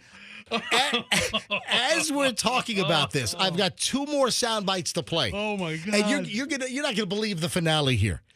I would love to take phone calls from people. There are so many things we can talk about. Number one, do you stop for the receipt checker at Walmart? Number two, have you ever been accused of not scanning something at Walmart? Have you ever been, and I'm not talking about a bona fide, piece of crap shoplifter, but have you ever been taken back to the detention room at Walmart? I mean, what has happened with you? Have you ever had any issues? Do you have any comment on this woman who stole nothing, as you'll soon find out? Would you like to weigh in on this? 800-990-1047. 800-990-1047 is how you get in. I mean, there are so many angles that you can discuss with us and comment on. All right. They couldn't even name what she took. What they thought she took. Cut 3, the third audio bite from this lady's video. I'm not a thief. I'm a Said Christian. anything about you being You did, because you pulled me back here like I stole something. This is the most embarrassing thing.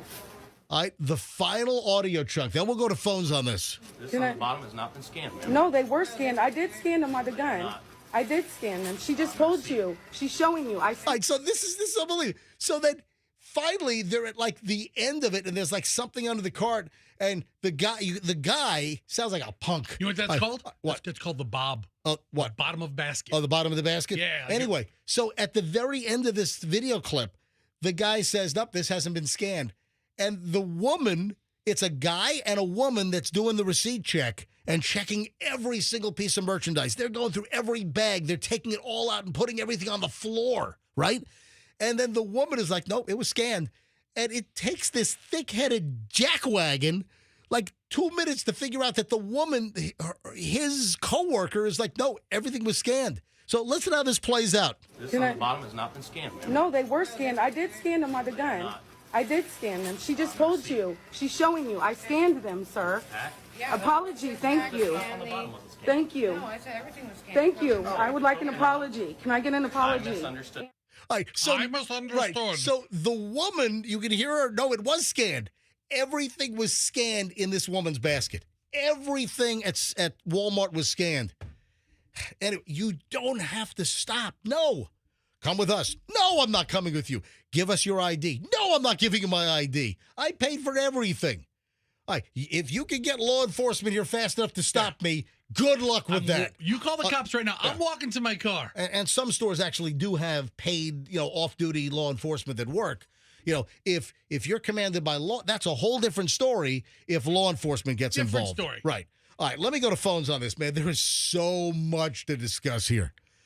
800-990-1047. All lines are busy now, but as they drop off, try to get in if you've got a great story. Ian in Apollo Beach. Ian, you're on the MJ Morning Show. Hello. Hello, hey guys, hey y'all. I got two quick things. One, does anyone know what the receipts even show? I mean, they don't list what the items are. They're just a bunch of random nonsense. So those checkers aren't, let's be honest. They're not checking anything. A lot of times it's item count. I know, like when I go to Costco, there's an item count, or if I go to Restaurant Depot or something, there's an item count. Right. I don't know. I haven't studied a Walmart receipt or a Target receipt if there's an actual item count. But no, you're right. If you look closely, a lot of stuff is abbreviated, but every scan and price is itemized, but sometimes it's not as clear as like the full name of the item that's crystal clear. So I know exactly what you're talking about, but it is all itemized, and it kind of looks like code, but then you'll find, oh yeah, that's it. Yeah. So Ian, thanks for the call. Josephine in Tampa, you're on the MJ Morning Show. Hi, Josephine. Good morning. Yes. So I went to Home Depot and I returned something, because I was, redoing a house. Right. And I had some little items to return. And the man behind the counter at the return desk was missing part of his arm, part of his limb.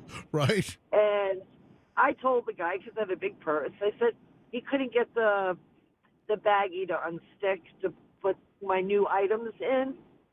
So I said, don't worry about it. I'll just throw it. It's like a one-arm paper hanger. Yeah, I just felt bad for him, and I was like, "Don't worry, I'll just throw it in my purse." You got to use your mouth.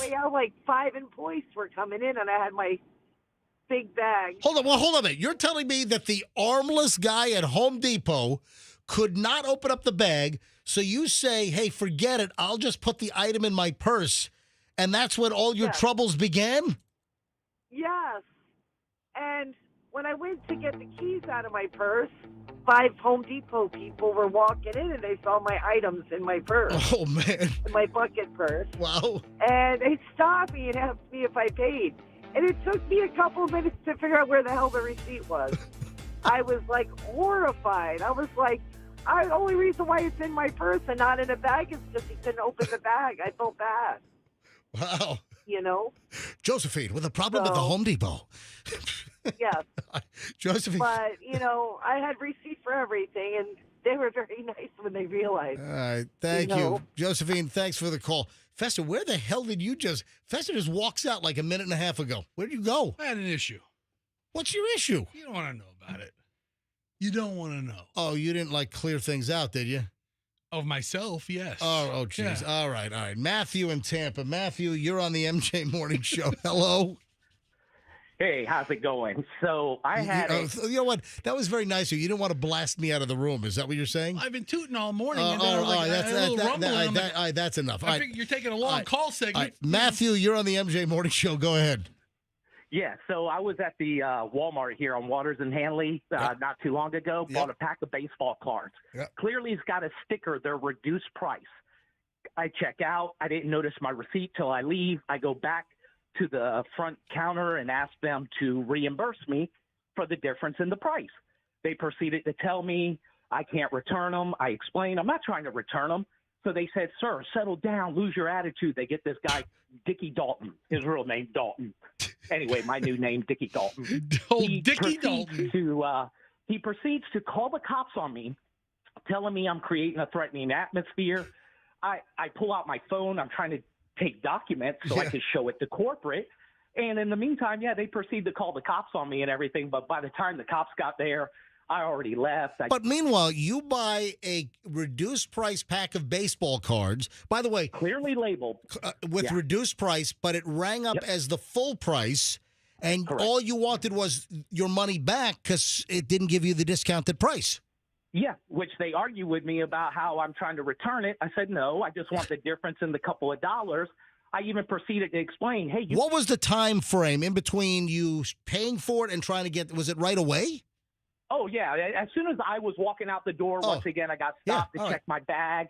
When they handed me my receipt back, that's when I looked down and noticed the price on the cards. So I turned around, went back to the front counter, and then everything exploded from there. Oh, my. So what was the ultimate resolution? What was the outcome?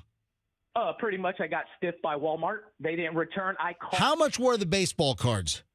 They ended up being, they charged me $10. They were supposed to be $8. So it was only a $2 loss. Oh my God, what world of customer service hell over $2 did you end up in? This is insane. Yes, sir. How long ago was this? About a month and a half ago at the Walmart here on Waters and Hanley area. So you ended up paying full price. You never got the $2 back on the reduced item. No, but the good news is when I opened up the pack of baseball cards, I had an autographed card in there that was actually worth about $20. So. Oh, wow. So you actually ended up with one of the... Yeah, I think God blessed me for the ridiculous situation. There you go. All right. Thank you, James. Or who was that? Matthew. Thank you, Matthew. Let me grab Angelo in Trinity. Angelo, you're on the MJ Morning Show. Hi. Hey, guys. How you doing? Doing well. Go ahead. So around May 5th, we went to Walmart, and they had a deal on, like, these baby mudslides, like $1.17. So we got 10 or 12 of them. What is the product? What? It's like a little shot drink, right? The little mudslide shots, yeah. Okay. You just mix, there's already booze in there. It's like a Kahlua drink. Okay, all right, I got you. Exactly. So we bought, 10, 12 of them. So just to make things quicker at checkout, instead of grabbing each one, we kept scanning the same one. But I do that all the time. Like Michelle has me go and get like the White Bright laundry whitener. And Michelle, like when she sends me to Walmart, it's like I just get all the ones on the shelf, and I don't scan every one. I count if I have 8 in the cart, I'm taking the one and I'm scanning it 8 times, and I've never had an issue with that. Go ahead. Right. So what it did was it red flagged us somehow because we weren't putting the ones in the bag. Okay. So it sensed somehow that we kept scanning the same one, and we had the friendly individual come up like a game warden. Hey guys, how are things? How are you doing? And looking at what we were doing, and then finally he confessed, yeah, this is what happened, and this is why I'm here. So there is some other technology in place that's doing something else. Yeah, I've seen that. Like item is not placed in the bagging area, that kind of thing. Yeah, so that can happen as well. It was a fun experience because we were joking with him, but and then you got hammered on these liquor Kahlua drinks, right? Well, you got to add stuff to them to make them a little stronger if you're a seasoned drinker, as we are. Yeah, seasoned drinker. Yeah, they're good. They can get you where you're going. $1.17, I'll tell you that. Yeah, that's right. That's right. All right, Angelo, thank you, buddy. I would love to listen. The phones are loaded here, but I'd love to hear from people. Or if you're a Walmart employee or a former employee, or if you're law enforcement, I'd love you to comment on the regular employee cannot detain you. They can't stop you. They can't force you into the back room. They can't force you to give them your ID if you've done nothing wrong. I mean, even if you've done something wrong, I don't know if they can actually detain you per se. Lauren in Brooksville. Lauren, you're on the MJ Morning Show. Hi. Hi. I was at the Walmart in Brooksville not very long ago, and I was scanning the items at the self-checkout. I maybe had about 10 items, and I finished, and I went to the receipt on the way out. 2 people approached me and said, come with me. I said, what? They said, come with me, and took me into the little room on the side. And it was two people standing over me and said, did you scan everything in your bag? We show something wasn't scanned. I said, everything is scanned. And they said, hand me your bag. They dumped everything out, looked at my receipt, Right. and says, oh, I don't see the peanut butter on your receipt. And the other guy took the receipt and says, there it is. There, she's got everything on it. And no, she doesn't. They argued amongst themselves. Hold on, they're fighting amongst each other? Yeah, and then says, we need to see your ID. So I gave him my ID. Why don't you? You have no requirement to give them your. They're arguing over it. It's on the receipt. No, it's not. Yes, it is. No, it's not. No, it's not. Yes, it is.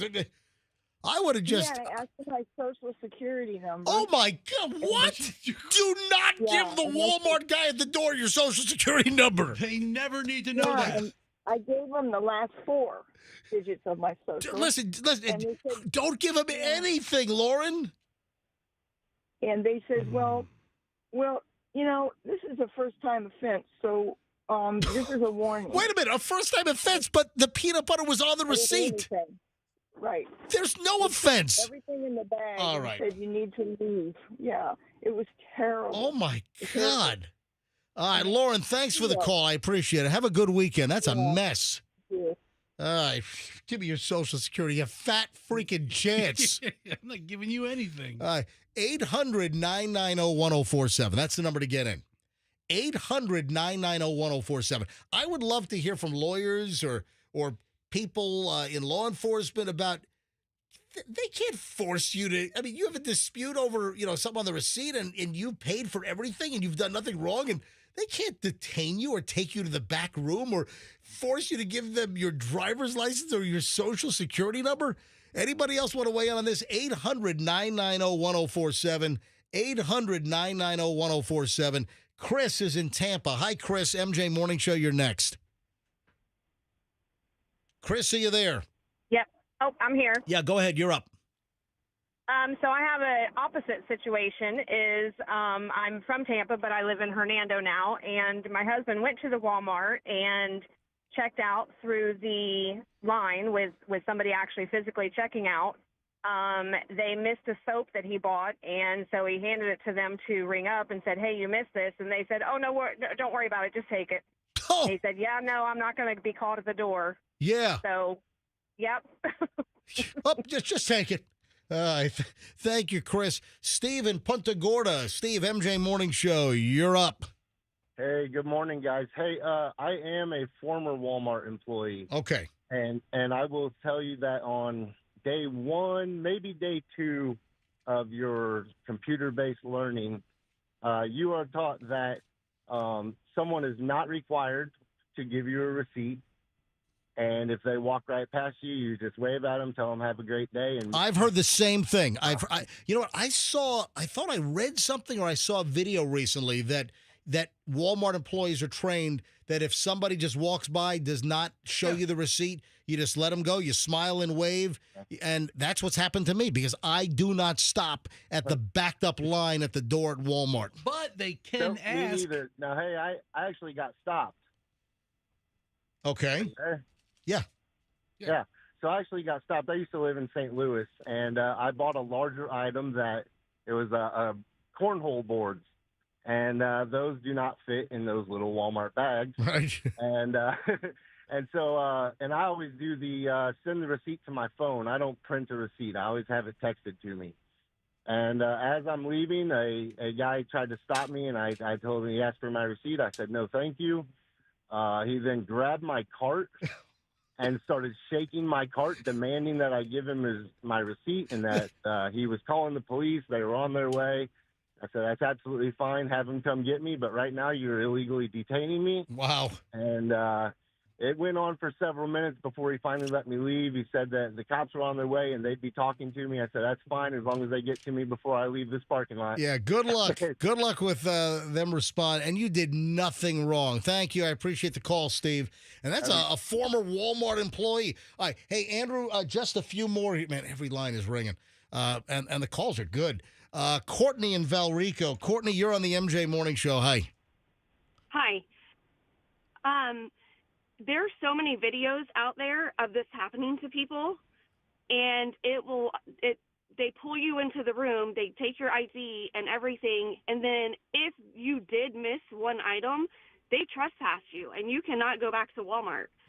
And there's lawyers out there telling you they never do self-checkout because of these reasons. Yeah, we've talked about that. So that is actually, I'm glad you brought that up, Courtney. Thanks for the reminder. We've talked about that, and we've mentioned that exact thing. I had a story about a lawyer. This is maybe a year or two ago. We had a story that a lawyer says do not do self-checkout at Walmart. Put the responsibility on them, because if you make an honest mistake, they can, really, they can trespass you. They can, have you charged. Yeah.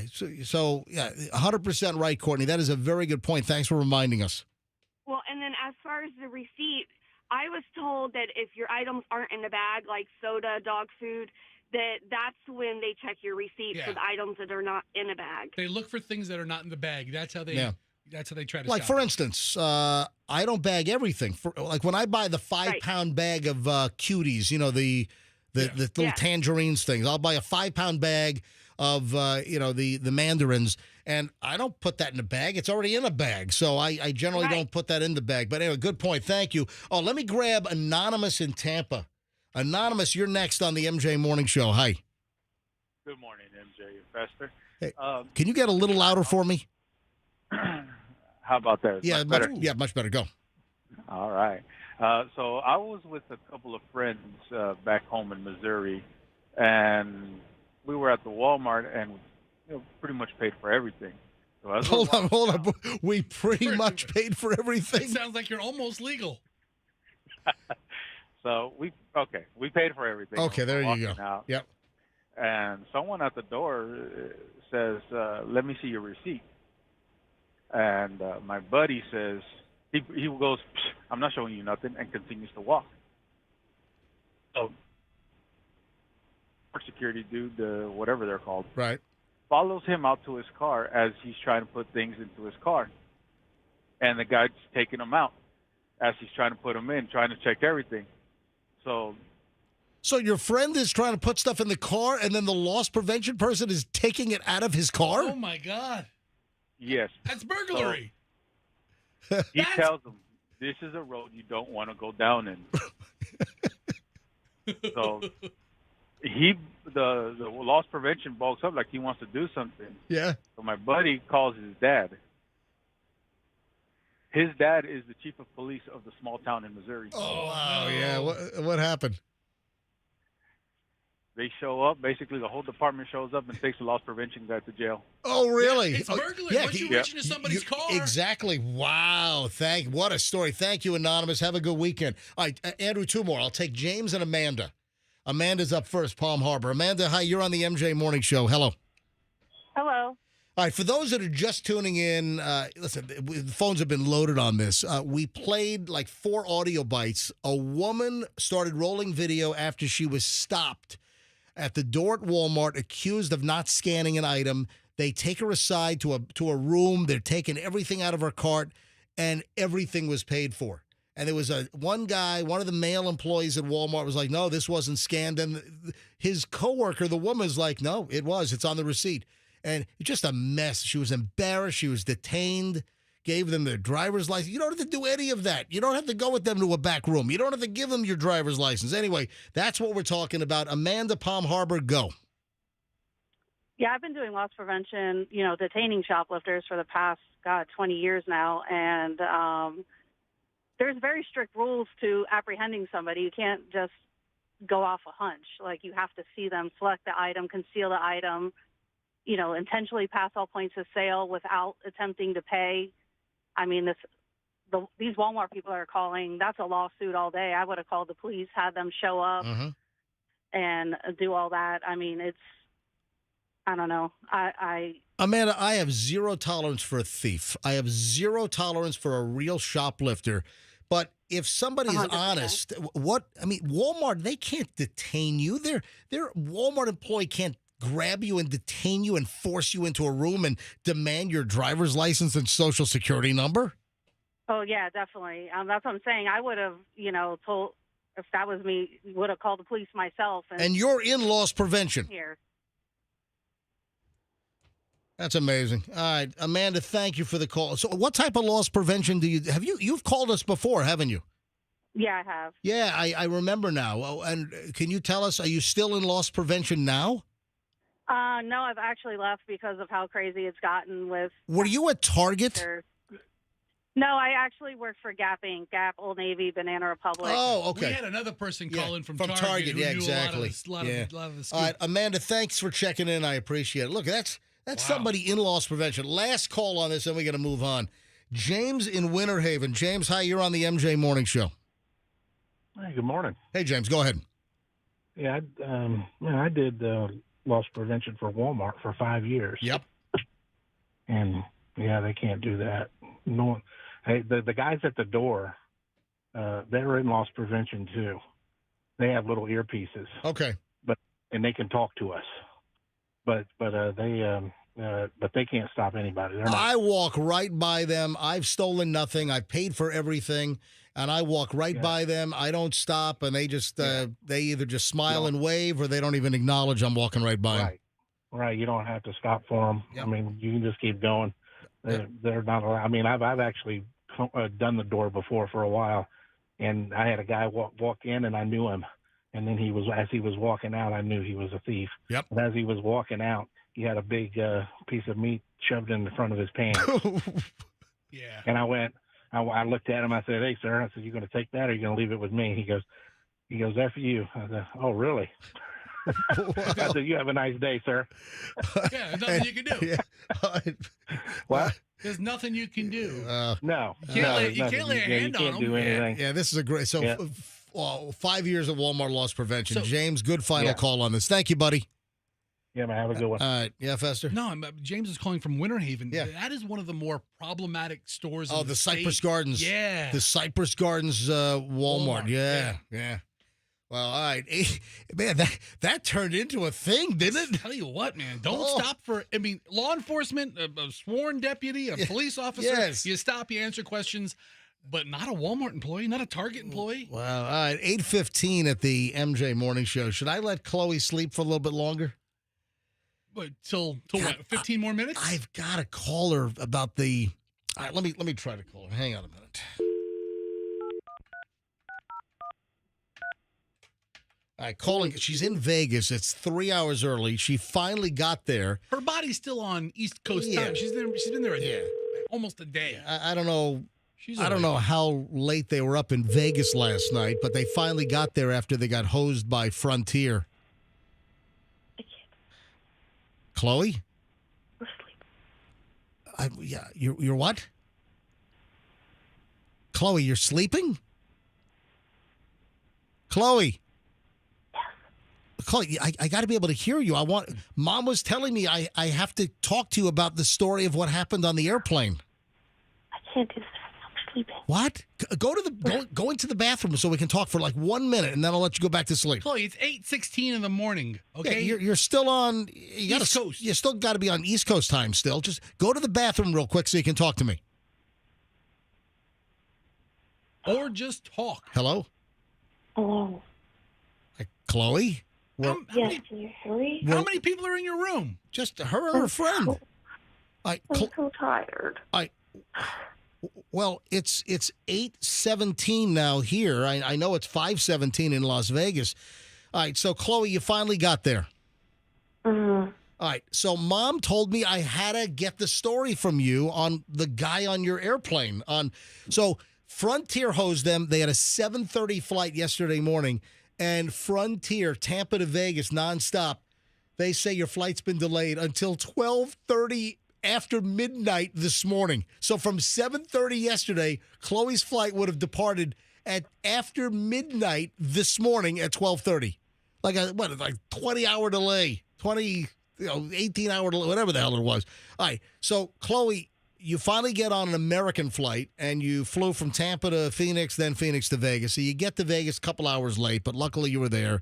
You went to Magic Mike, the show last night. I'm sure you went to dinner. All right. Mom said that You have to tell me the story about the guy on the airplane. What happened? Okay, so this was on my flight from Tampa to Phoenix, the Right. first flight, Yep. the longer flight. Okay. I think it was like a 4.5-hour flight. Yep. Um, So Tampa to Sky Harbor in Phoenix. Go ahead. So I sat in the middle of two men. The one to my left, so sitting in the aisle seat, was younger, maybe looked around my age, maybe a little older. And so once we, get up in the air, they start the beverage service. Hey, Chloe, do me a favor. You're a little echoey in the bathroom.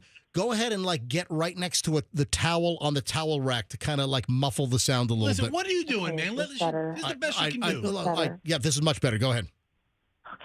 Standing right, my face is pressed into a towel. Okay, that's what I want. Go ahead. Okay. So this guy, once, they come with the cart, Yep. he orders 2 mimosas. So he gets 2 cups of orange juice and then 2 bottles Of champagne. yes. And the mini ones, but still those are probably half sizes of a regular bottle, right? Right. So he gets So, 2 mimosas on the first round. Okay, keep going. He gets those. Then he finishes. He downs those. Hold on. So he downed the 2 mimosas, just gone. Yes. All right, what next? What happened? I looked over and they were gone. He presses the flight attendant button. Oh, he presses the button when he wants more? They come around and he's like, "Hey, can I do another mimosa?" They come and bring him one more. Okay, so now he's up to 3 mimosas. Okay, go ahead. So 1 more cup of orange juice, 1 more mini bottle Right. of Prosecco or champagne, whatever he got. All right. And then downs that. Presses the flight attendant button again. He hits the button again? Orders another. And they were like, "Okay, this is our last bottle of champagne, just so you know." And All right, so now he's up to four mimosas. He's hit the flight of 2 the first time during regular drink service, and then subsequently hits the flight attendant button 2 more times for 2 more. Yeah. Okay. So when the flight attendant says it's the last bottle, that's their soft way of cutting you off. Right. All right. So what happens after that? So he finishes that. So he's now had 4 bottles of champagne. Right. And so he finishes that. Presses the flight attendant button again. This is the 3rd time hitting the flight attendant button. All right. The woman comes around. He orders a Jack and Diet Coke.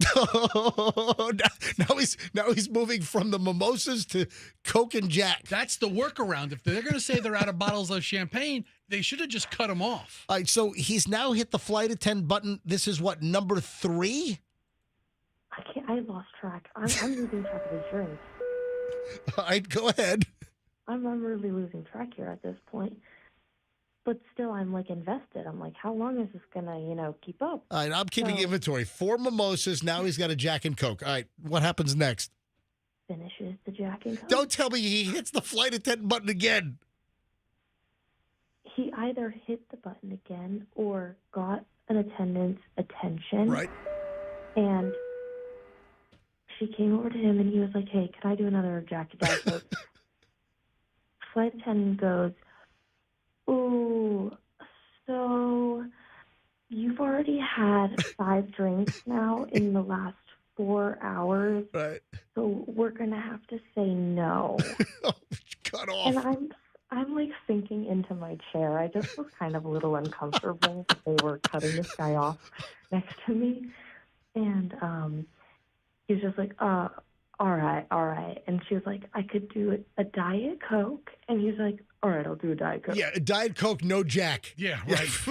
It's not the Coke that I want. God, yeah. So, Chloe, Oh, was man. he a nice guy? Did you talk to him during the flight? So once he ordered the 3rd mimosa, Yeah. I'm just like, you know me, guys. I just was kind of like, "That's impressive." That's all I said. And he was like, "Oh." That's impressive. Oh, great. All right, Yeah. I got to know, how many times did this guy get up to go pee? I want to say twice.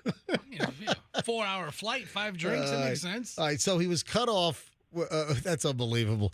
All right, so you got to Vegas and you saw Magic Mike last night, and was the show good?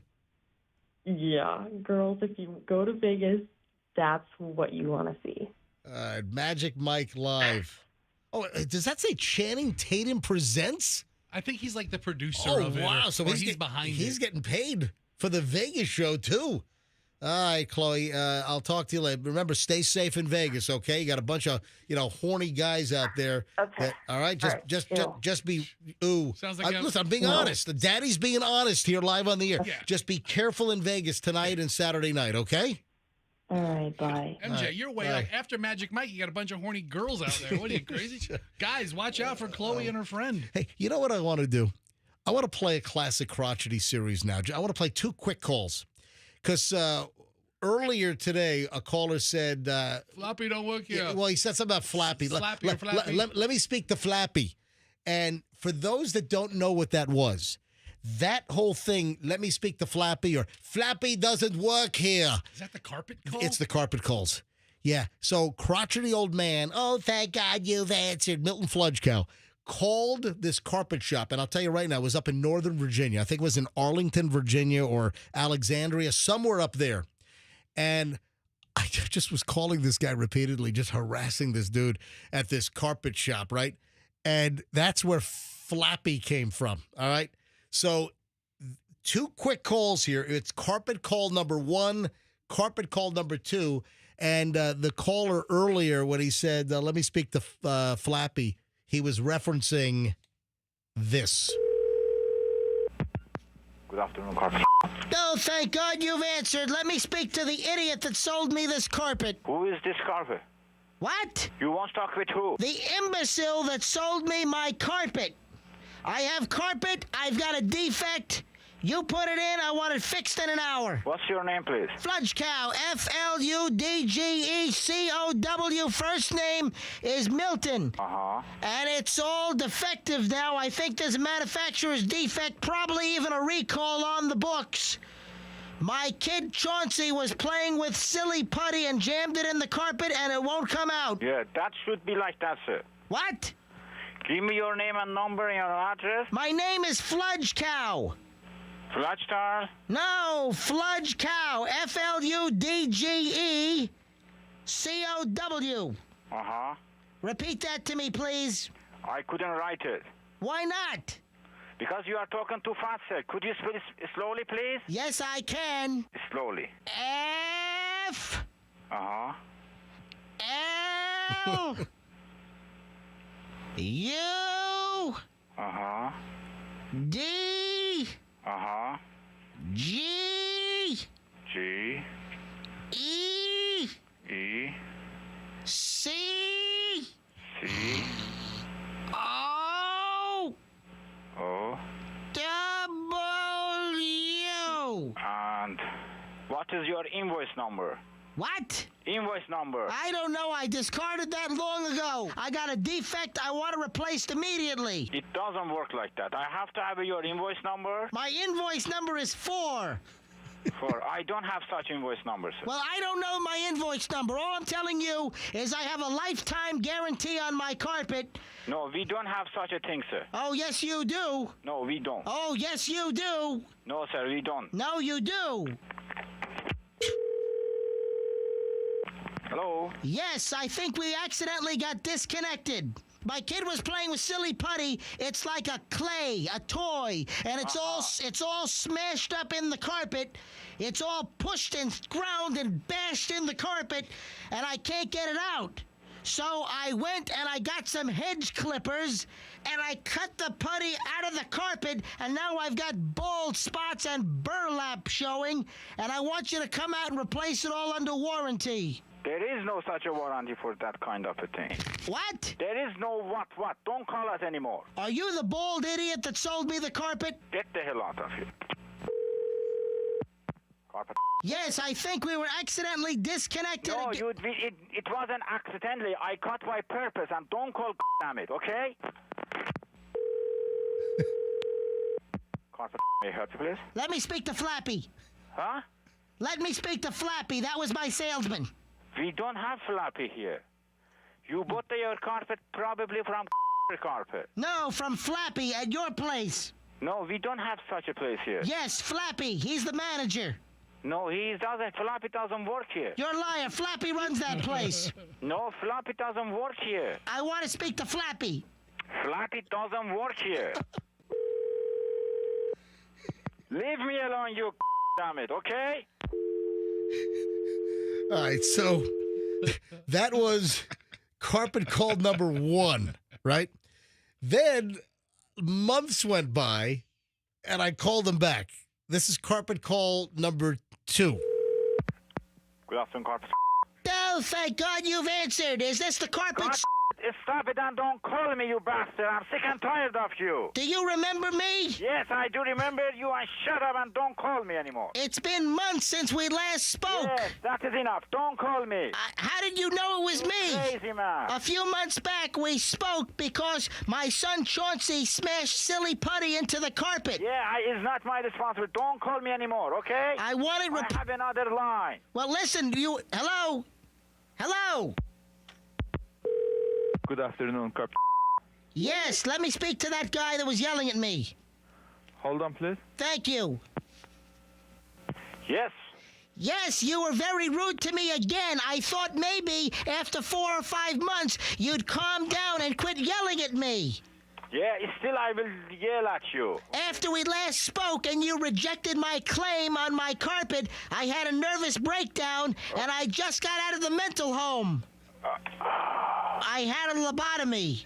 Okay. To calm down my cravings, to maim and stab and be all angry and everything. Don't call me. Good afternoon, Carp. Yes, let me speak to the other guy again real quick. You can speak to him, sir. If you call one more time, I'm going to give you 2 cops. What? I'm going to sue you, my friend. This is a business. I know. You cannot call us, okay? If you call one more time, I am going to sue you for harassment. Let me talk to the other guy. You cannot talk to other guys, sir. I want a job.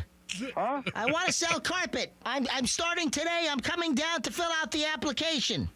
Okay, come on, get the application. All right. Hello? God, crazy guy. Now, let me speak to Flappy. Don't call anymore. And don't call anymore. I'm sick and tired, okay? All right, so that's where earlier when the caller said, "Let me speak to Flappy," that's where that comes from. Oh man, That's hysterical. I'm gonna. If you call again, I'm going to give you to cops. Oh really? What you gonna do? What you gonna do when they come? Cops is filmed on location with the men and women of law enforcement. All substance innocent will prove guilty in a court of law. Don't call again. I will give you to cops. 132 in Bush. I got him at gunpoint. Okay, gunpoint 132 in Bush. Covers code 3. Anyway, that's funny stuff. Oh, you know what I saw this morning? I just remember I wanted to talk about that. I wanted to mention this earlier, but I forgot. So better late than never. Have you seen the vehicles that have the digital blinking eyeballs in the back window? No. What the hell? Eyeballs for back of your car? No, listen. Yes.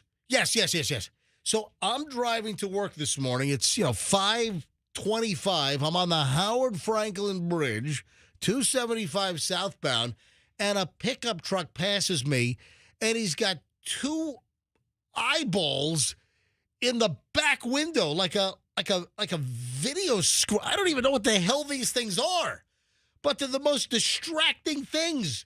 There are 2 red and white eyeballs that are blinking and looking at me and looking to the left, looking to the right. And Does it look like this? Yes. Yeah, like absolutely. It looks like that. And I'm like, it was a pickup truck. So it looks like something that's just strapped across the glass I or don't know inside the glass. What the hell is this thing? So it was distracting. These red eyeballs. It's pitch dark outside. It's 5:25 in the morning, and I got these red eyeballs. I would say the eyes were like the size of like a cantaloupe. All right, so or a honeydew. This company is named Blaze XL. What? Or Blaze XL. All right, so with just my limited information, you found them online? Well, I typed in eyeballs in the back of your car and digital. And I Googled eyeballs in the back of your car. And I put the word digital on there. And then this the TikTok page for Blaze XL, Right. Blexel, whatever it's called, pops up. And Oh, don't tell me this is like the new bumper nuts. Oh, we could only wish. But they have like these red kind of like menacing eyes that you can put in the front of your truck or on your grill or in your back window. But what is the media that it's on? Is it like LED? Is it maybe? I mean, I couldn't tell like the form factor or the profile. You can pick the color of the eyes, so it must have some kind of remote feature. So some vehicles are putting it on the front windshield. I mean, this has got to be illegal. It looks like a personified character from the movie Cars. All right, I got to know about this. Folks, can anyone fill me in? Do you have the digital eyeballs on your vehicle? There are hundreds of videos. Either facing forward or backward? All right, so look at it. It's a flat like LED. It's an LED board. A flat like maybe what, like a 1/4 inch thick LED board. All right, folks, you got to call me on this. Do you have these digital red eyeballs going back and forth on your vehicle? I saw it this morning on a pickup truck rear window, and they're staring at me. They're blinking. They're looking left and right. I'm like, but this is a freaking distraction. Hey, anybody in law enforcement? You can remain anonymous. You don't have to tell me your name, your badge number. You don't have to tell me what agency you're with. But if you're in law enforcement or if you know anything about these like illuminated digital eyeballs. Why would they be illegal? Well, I don't know if you're allowed to have like flashing lights or displays like that while driving. All right, if anyone knows, have you seen these things? Do you have them? Are you law enforcement? Are they legal? 800-990-1047. I'm just curious. This is the first time I've seen these this morning at 5 a.m. on the road. I'm going to get 800. I'm going to get some. Oh, They look good. Yeah, in the back of Fester's 2010 Cadillac Coupe de Ville. I'll get one eye. Whatever you have. What do you have? The Seville. The Brome? The Brome. Oh, whatever. All right. The Fleetwood. All right. If anyone has seen these, if you know anything about them, I mean, are these new? I mean, they must not be that prevalent yet here. All right, 800-990-1047. And once you see them, if you haven't seen them, once you do, you'll know exactly what I'm talking. Oh, that's what MJ was talking about. These big digital eyeballs in the back window. All right, if anyone has any clue on this, 800-990-1047. 800-990-1047. Does Amazon? Let me go to Amazon. Let me go to my app. I'm sure they do. Yeah, hang on. Let me go to Amazon. What do I type in? Eyeballs? Digital eyeballs for car? Digital. LED. LED car window eyeballs. Yeah, let me search that on Amazon. Oh, they have them. 2 pieces, 2.75 by 6 by 8. Devil eyes light sign for cars. LED animated eyeballs for car windshield. $36.99. Amazon Prime, one day. Free delivery tomorrow, May 31st. Let's get them. I don't want this. I'll split them with you. Hang on. We can share them. Phones are ringing here. Bob. We'll talk to Bob. Bob in Plant City. Hello, Bob. Good. How are you doing? We're doing fine. What's up? Well, you're talking about this the eyeballs thing. Yeah. Well, as long as the eyeballs are not flashing red or blue or in the front windshield, it's perfectly legal. All right, these were in the rear, and these eyeballs were red, and they were blinking and going side to side. Yeah, but they weren't flashing like a strobe. Yeah. Well, you can't have red or blue, even solid or blinking, in a vehicle at all. In the front or the back. Have you seen these That's eyeballs? correct. Have you seen them, Bob? Okay. I haven't seen them. All right, these were red. These were like bloodshot red eyeballs. Thank you, Bob. I appreciate it. Yeah, I'm thinking that there's probably a statute in Florida that makes these illegal. Paul in Lakeland, you're on the MJ Morning Show. Hi. How you doing? Hey. I was stopped 2 weeks ago for the same thing. You can't have red or blue in the front window. All right, so wait, you have the eyeballs? Yes. Paul, you have instantly become the coolest person I know. All right, Paul in Lakeland, what color were your eyeballs, blue or red? I had red, and I was stopped by a Lakeland police officer at night. He says I got to change it to any other color than red or blue. Can't have those in the front. Are you able to change? Does the remote or the display, can you change the color of the LED? Yes. So you've changed your eyeballs to what color now on your vehicle? Green. What color are your eyes, Paul? Wow. Yeah, they're green too, as a matter of fact. Okay, yeah. Wow. Making the car look just like you. Yeah, all right. But it makes it look, MJ, like it's from the movie Cars, where everything has like a facial feature. Paul, where did you get? You can't see them. But Where did you get these eyeballs? Did you order them from Amazon or where you? What? Amazon. Yeah, look, Amazon. Amazon. Look at that. All right, thank you, Paul. I appreciate it. So Lakeland cops pulled you. They didn't give you a ticket. They just gave you a warning, right? No. Just told me just change the colors out. That's all. Wow. Paul, how old are you? Oh, does he know better? But I shouldn't have done it, but I did. I mean, you sound like you're a little bit on the older. Yeah, well, did he answer? He said old enough to know better. No, how old, Paul? How old are you? I'm 68. I go on the premise. I'd rather ask for forgiveness than permission. Hey, Paul, So, this it seems is like what it is. it seems like a really juvenile thing, Paul. What's next? Are you gonna be doing intersection takeovers, Paul? What's next for you? Have a nice day, guys. Yeah, Paul. I mean, the guy, as I'm talking to him, like he doesn't sound like a young man. Yeah. He sounds a little older. That's one thing about this show. We've got listeners from 6 to 86. But I was expecting somebody like 21 years old to call and be like, "Yeah, man, well, I love him." But no, with my coffee can muffler and the popping muffler.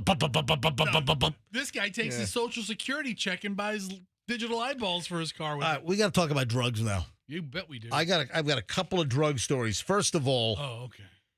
Do you know that people are really into the shrooms? I mean, there's like people have always been into hallucinogenic mushrooms. Not me. I've never tried that crap. I'm never going to try. But I know people.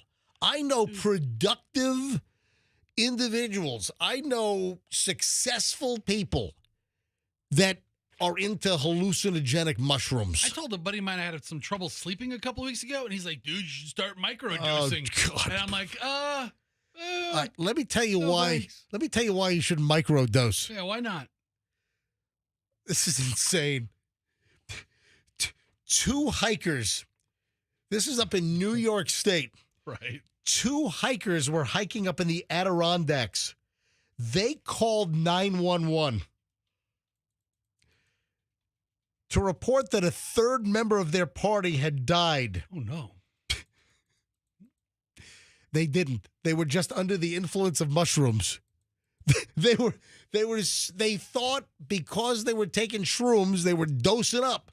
They were having hallucinations, and they thought that their friend, the third hiker, had died.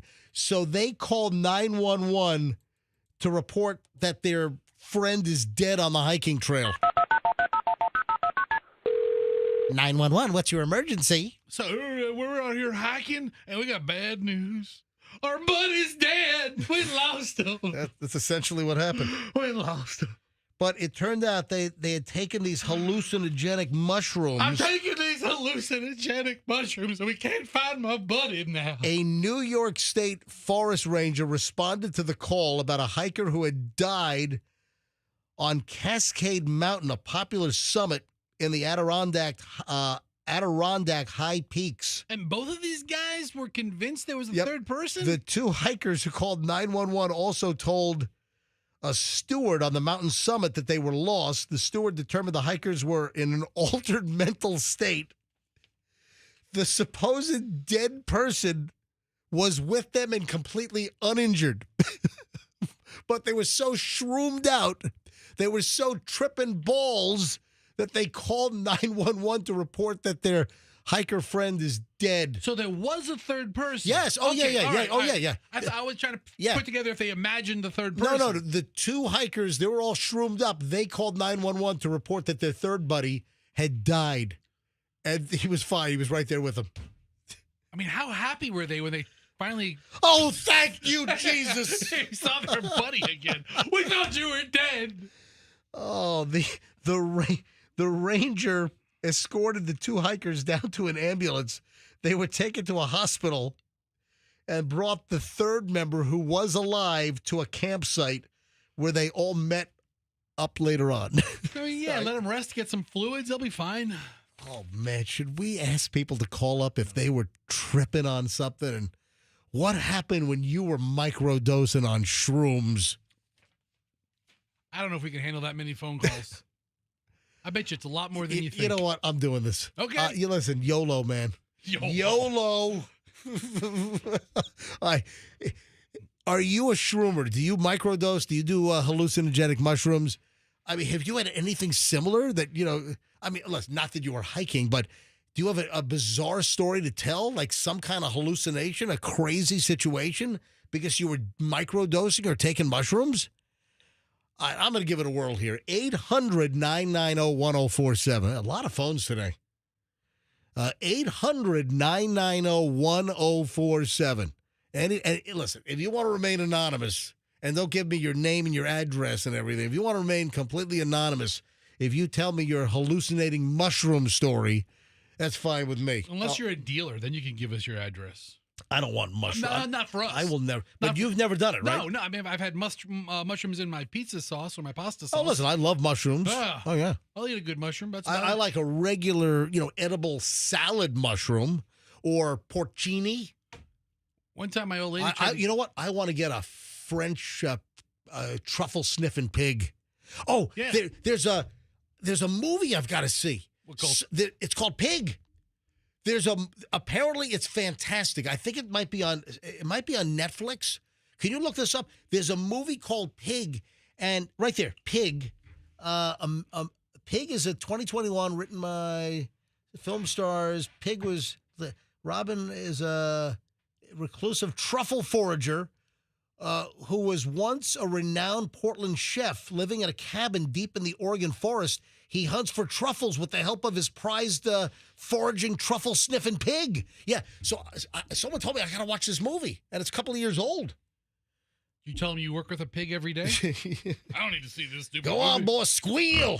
No, squeal. Come on, boy, squeal. No. Come on, boy, squeal. I can't get it today. That is our deliverance reference for today here on the MJ Morning Show. By the way, Michelle and Chloe... I'm sorry, who saw that with us? Was it Chloe or Julian? You know what? I don't think Chloe could have sat there for No, maybe it was just Michelle. Michelle had never seen Deliverance. Oh, no, it was Julian. So Julian and Michelle had never seen Deliverance, and we watched it last weekend. Dude, I watched Deliverance years ago. When it was done, I shut it off, and I was like, I didn't need to see that. Oh, it's a great movie. No. That is Ned Beatty. Come on, boy, squeal. Oh, man, that was the dueling banjos deal. Bow, now, now, now, now. Let me go to phones on the shroom phones have exploded. I don't need a truffle-sniffing phone pig. I can look at the lights right here. Mike, line 1, Tampa, you're on the MJ Morning Show. Hello.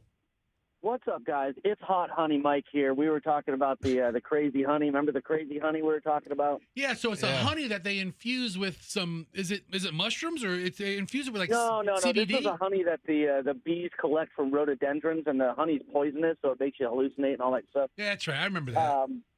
Anyways, so let's talk about this story really quick, and then I'm going to get it. So this story, you're saying microdosing. Microdosing, you don't even feel the effect. Okay. Macrodosing is where you eat a whole bunch and you get like those guys and end up God knows. All right. So they were macrodosing and they thought that their third friend hiker had died. Right. Okay. So when you eat mushrooms, there's a lot of things that can happen. You don't want to be doing it out in the frickin' woods. God knows what's going to come up on you. Yeah. And when you microdose, you don't feel the effects. The only thing you're going to feel is like a mental uplift. Like anytime I've done mushrooms over the years, a bunch of times, I feel for about a month, I feel extraordinary, like mentally extraordinary. You feel good. It kind of reconnects the pathways that makes everything feel good for you. But when you do too much, boy, you can head out on a. All right. So what's the worst thing that happened to you? Have you done too much and you had an experience? You just get paranoid. You just want to be around people that you feel comfortable with. Karen, the helicopters follow me around. Karen. Hold on, Mike. You microdose one time and you feel elevated for a month? No. When you microdose, you want to do that all the time. You want to do very tiny amounts. You don't even notice the effects. So then why do you take it? Why do you microdose if you don't feel anything? Because it's like an overall better mood. Well, that's the thing. You feel mentally better. All right. You don't feel hallucinating when you microdose.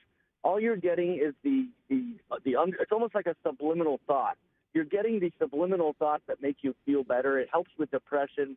They've been testing this stuff for years. All right. Listen, I know that the government's done experiments with. I know. Yeah, I've read about that. Obviously. All right. So, Mike, what's the worst thing that happened to you while you were all shroomed up? I'd have to say, we were at a party one time, and we took a bunch of them, and then Mom called and goes, "Hey, I'm calling the cops. Everybody better go by the time I get home." So that was pretty scary because we're all having to get out of the house real fast and leave. And yeah, that was 30 years ago. But you didn't call 911 to report your friend, the hiker's dead. Oh gosh, no. That's, all right. You know, when you're in a situation and you're a person that does stuff like this, you have to take some time and go, "Yo, I don't know if I feel really good. Let me just relax for a few minutes." Not freak out like your friends did. But all right, Mike, I got to find some freaky people that just went off on wild trips. All right, Mike, thanks for calling. Good information. Good information. Yeah. All right, Holly and Webster. Hello, Holly. You're on the MJ Morning Show. Welcome. Hey, how are you?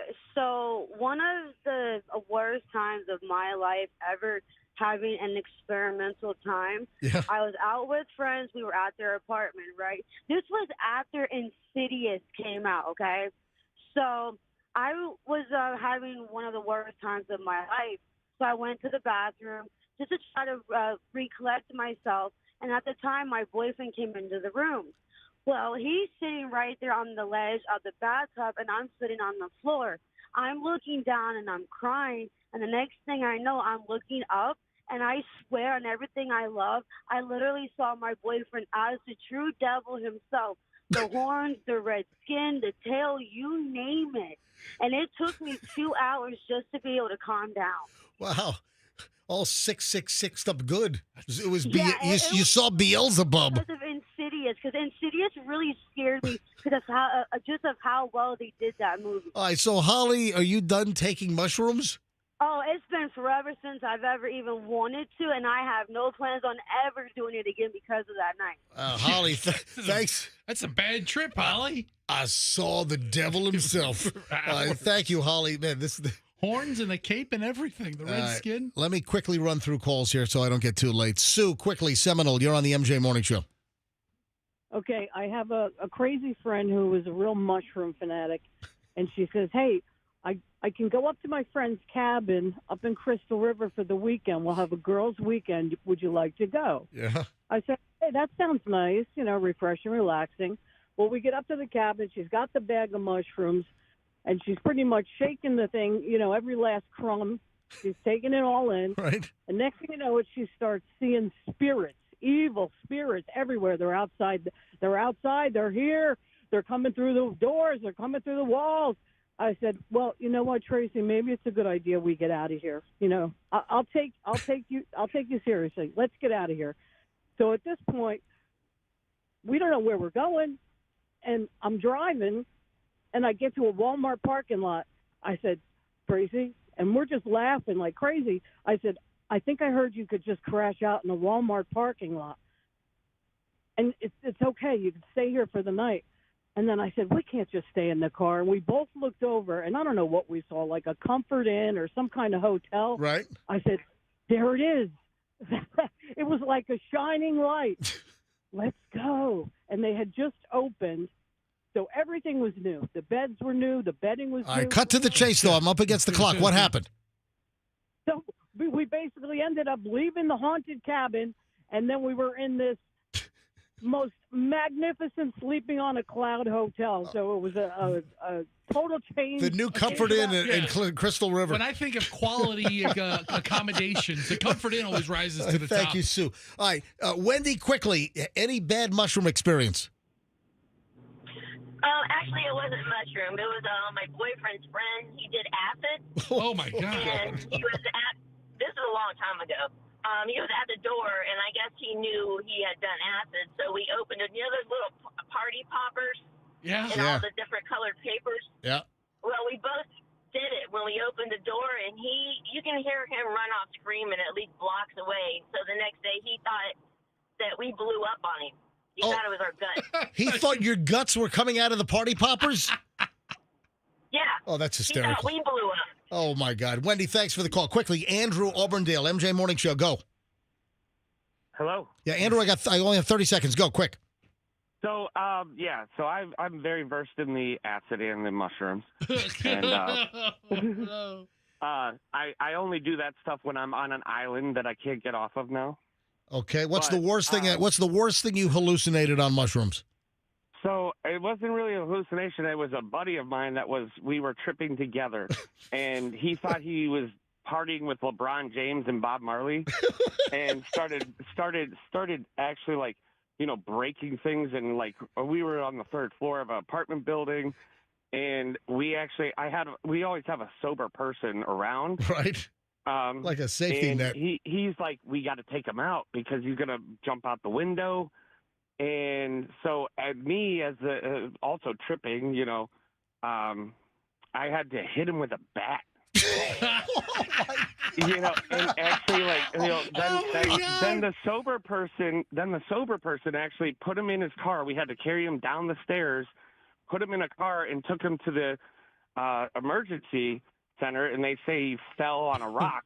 Oh my! He hit a rock. Oh my God, that's But insane. I broke a bat on his head, and I hit him because he was gonna jump out a window and die. But that's now why we only do things on an island. Oh my God! Wow, Andrew, that's amazing. Sounds like you need to bubble wrap everyone as well. Thank you, man. That is. All right, hang on. Fast story from Steve in Largo. Quickly, Steve, MJ Morning Show. What happened? Good morning, MJ. Yep. Good morning, MJ, everybody. In the 80s, me and my girlfriend, my best friend, his girlfriend were having a bonfire on a beach in Clinton, and we decided to eat a bunch of shrooms.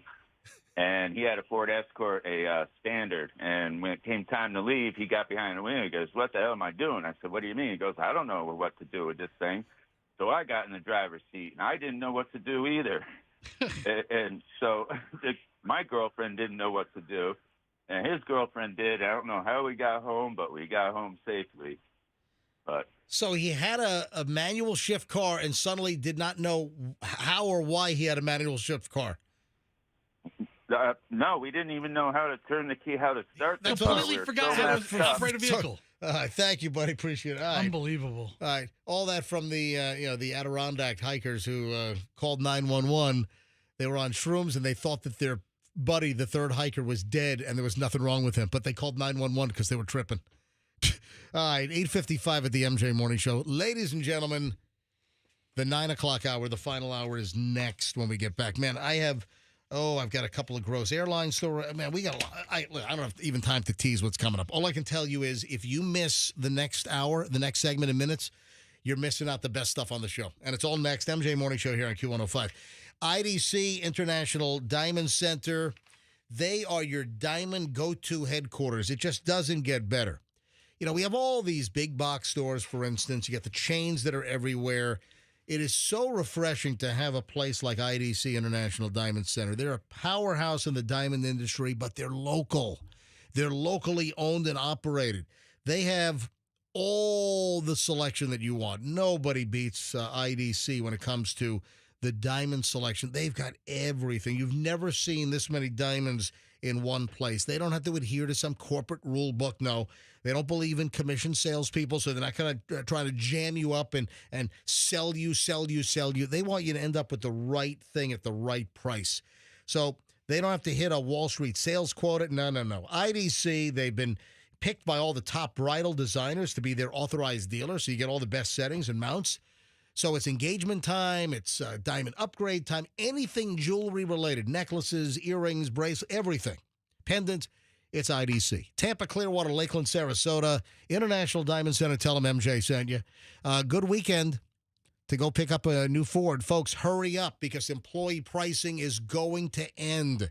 Why Veterans Ford for employee pricing? I'm going to tell you right now. Veterans Ford is going to treat you well with respect. They're going to get you in and out. You're going to I'm telling you right now, the best car buying experience that you're going to have will be at Veterans Ford. They treat you well. Get your Ford employee pricing, car, truck, SUV. Hurry before this deal expires, as Ford is offering everyone employee pricing. You pay the same thing that a Ford employee of, let's say, 25 years in the factory is going to pay for the vehicle. It's called the A plan. It's below dealer cost. So hurry, go to Veterans Ford. Their service department is fantastic. If you ever need Ford service, you want the Veterans Ford Service Department. They have a great selection of used inventory as well. They've got it all. Veterans Ford, Line Bar, and the Veterans Expressway, and tell them that MJ sent you. Traffic's on 8:58. Let's grab Kathy with the latest MJ Morning Show back in minutes.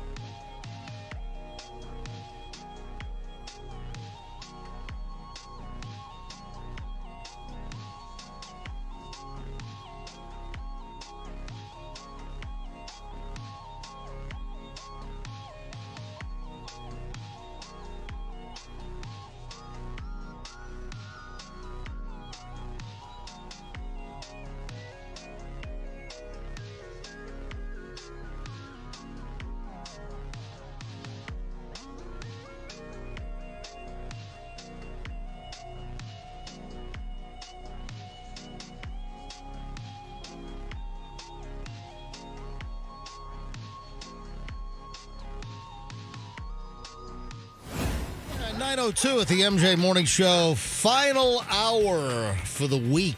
Friday is here. Yeah, I'm flying out with Julian, going to see my dad. So Julian and myself going to see Pops this weekend in Fort Lauderdale. So I play my spirit game. Where you wait till the right time to log on or board? I buy the cheapest seats. We're flying over for like $48.99. I mean, I can't drive it for that. No. Wear and tear, gasoline, gas guzzling, 8-cylinder twin turbo, man. Yeah, there's no way I'm driving. So I get these cheap Spirit tickets, and I never buy the seat. I never pay them the $15, $19, $25, 26, whatever it is. Never do it. I always monitor, when just before it's time to check in, I see what the inventory is looking like. And then once the check-in becomes live and people start getting notified on their phones, time to check in for your flight. And then people like race, I gotta check in. Oh my God, I better. So I always I wait and I manage. And the way Spirit works, when you don't pay for a seat, the computer algorithm fills in as you check in. It fills in from the rear of the plane. Okay. So you watch all the crappy seats, all the back of the plane seats, all the middle seats, watch it all fill in. And then I become like a Spirit expert now. From never flying Spirit Airlines ever to now flying Spirit a lot to go over to see my dad, because that's who they've got the best schedule. Well, they've got a schedule that seems to work for me. Silver Airways. Listen, I've been on them before and I had no problem, but now they're in bankruptcy and they're canceling flights. A friend of Chloe's came to visit last week. Spirit or Silver canceled their flight and they had to take Brightline to Fort Lauderdale. Seriously, they had to take an Uber to Orlando and then Brightline to Fort Lauderdale. What a mess! Yeah, a total mess, because Silver in bankruptcy canceled the flight and then canceled the subsequent flights later in the day. I ain't got time for that. So I booked Spirit. And I buy the cheapest damn seat. I never have a carry-on. I always have just a personal item. That's all I need for a day or two in Fort Lauderdale, under the seat in front of me. So Julian and I are legit flying for $48.99 a piece. One way, and then the same price coming back. You can't beat it. So we're under $200 for both of us flying round trip to Fort Lauderdale. So I checked last night, and the flight is like 9 o'clock tonight, 9:22. So that's another thing. Let's see if that sucker's on time, because sometimes the later Spirit flights get really late and they're not on time. So I'm hoping that tonight the Spirit 9:22 to Fort Lauderdale's on time. So last night I'm monitoring. So check-in happened, 9:22, 24 hours out, and then suddenly it all starts filling in. And then you can't be greedy. You got to find the right time to check in. And I saw that all the 30s, all the row 20s were gone. And then we got row 19, 18, 17. All right, time to check in. You peek up a little bit. Right? Yeah. And then I also look for, places where maybe the middle seat is not like the next thing to be selected by the computer. So obviously I'm flying with Julian, so we're going to end up with one middle seat, and he's fine with that. So I check in, and boom, it was we got row 17. An aisle in the middle. Not bad. No, it's fantastic. I'm perfectly fine with that. Perfectly good. But then I noticed the problem. Get the boarding pass. I'm TSA pre-check. Julian's not. Somehow Julian's name was misspelled in the res. Instead of our last name, SCH, the C was an X in his name. So it was SXHNITT. Yeah. Yeah, that's going to raise a red flag. Well, it's like a fake name. It did. We got the boarding pass, but no pre-check, because the pre-check, his TT pre-check number did not match up with the name. So I ended up calling Spirit last night. This is at midnight. I call up Spirit. Did a person answer? Yeah. Well, I had to wait for a bit, and then I got some call center in the Philippines or Indonesia, wherever, and they fixed it. I said, yeah, hey, just a little mistake in the last name for Julian on our record locator. I put in an X, apparently. They're right next to each other on the keyboard. Yeah, so I must have hit it, and I didn't realize What it. a stupid move Yeah, on your part. dumbass move. Really, what an idiot you are. What an idiot freaking move. I'm a moron. Like you've never worked a keyboard. I'm an ass clown. I gotta type on Right. my last name. Anyway, so they fixed it. They unchecked me in. I rechecked in, and boom, Julian now has pre-check. Oh, we're all so happy. It was that easy. Just thought I'd mention that. All right, I mentioned a couple of the drug-related stories quickly here. I'm not going to dwell on this. Another study's out. Edibles, joints, any type of cannabis may still be as bad for your heart as regular tobacco. You know, what is it that people that smoke pot, they think if they're just smoking joints all day long or they're smoking a bowl or whatever, why is it that a lot of marijuana smokers think that, oh, it's nowhere near as bad as cigarettes? That I'm inhaling burning plant matter into my lungs. Here's why. Why. Because cigarettes are loaded up with all this other crap. It's not like you're just smoking tobacco. You're not smoking tobacco. Like here, I'll be smoking a What big if old... you get some paraquat-laced weed? Lacing stuff's a different story. Yeah. But aren't there all these chemicals and additives they put in cigarettes? Yeah. And that's what makes it terrible. Yeah, I think I've read, like, sometime, cigarettes, 147 chemicals or so. And listen, obviously they were called out for trying to make it more addictive and everything. Old J.C. Newman doesn't put any additives in this cigar I'll be enjoying in a little bit. Yeah. In about 50 minutes. Yeah, Fess will be tooling down 4th Street North, heading to 275, arm out the window, driving like a complete ass in his Cadillac, just smoking a cigarette. Cigar. Yeah. Big old, I'm sorry, cigar. Cigarettes have always had other things put in them that made them unhealthy. Tobacco is probably the most healthy of things in a cigarette. All right, well, listen to this. Cannabis users had significantly reduced artery function, flow-mediated dilation dropped by over 40% in marijuana smokers, and THC edible users compared to non-users. So it's not just the inhalation of smoking, but also the THC-infused edibles as well. Edible users fared worse than smokers in one key measure. Average FMD, which is the flow-mediated dilation. Ah, yes, flow-mediated dilation. That's artery function and blood flow. That edible users fared worse. Their average FMD was 4.6% for edible users versus 6% for smokers, with both being lower than the 10.4% average seen in non-users. The more you use, the worse your vascular health. A strong dose response relationship was found. More THC meant more problems with blood vessel function. So a poorer blood vessel function and flow. Brand new research out. Doesn't matter whether you're smoking a joint. Doesn't matter whether you're eating THC edibles. They're saying it still is as bad for your heart as regular tobacco smoking. All right. So heads up. Oh, this is amazing. This is incredible. Did you see that Eddie Murphy and Martin Lawrence are now in-laws? So I knew their kids were dating. I had no idea. I saw that. I found this out yesterday. Well, I think yesterday afternoon I saw that they acknowledged that they finally got married like around Thanksgiving time. So the family's kept this quiet. But that has got to be the funniest family, right? I mean, that's where you want to go for Thanksgiving.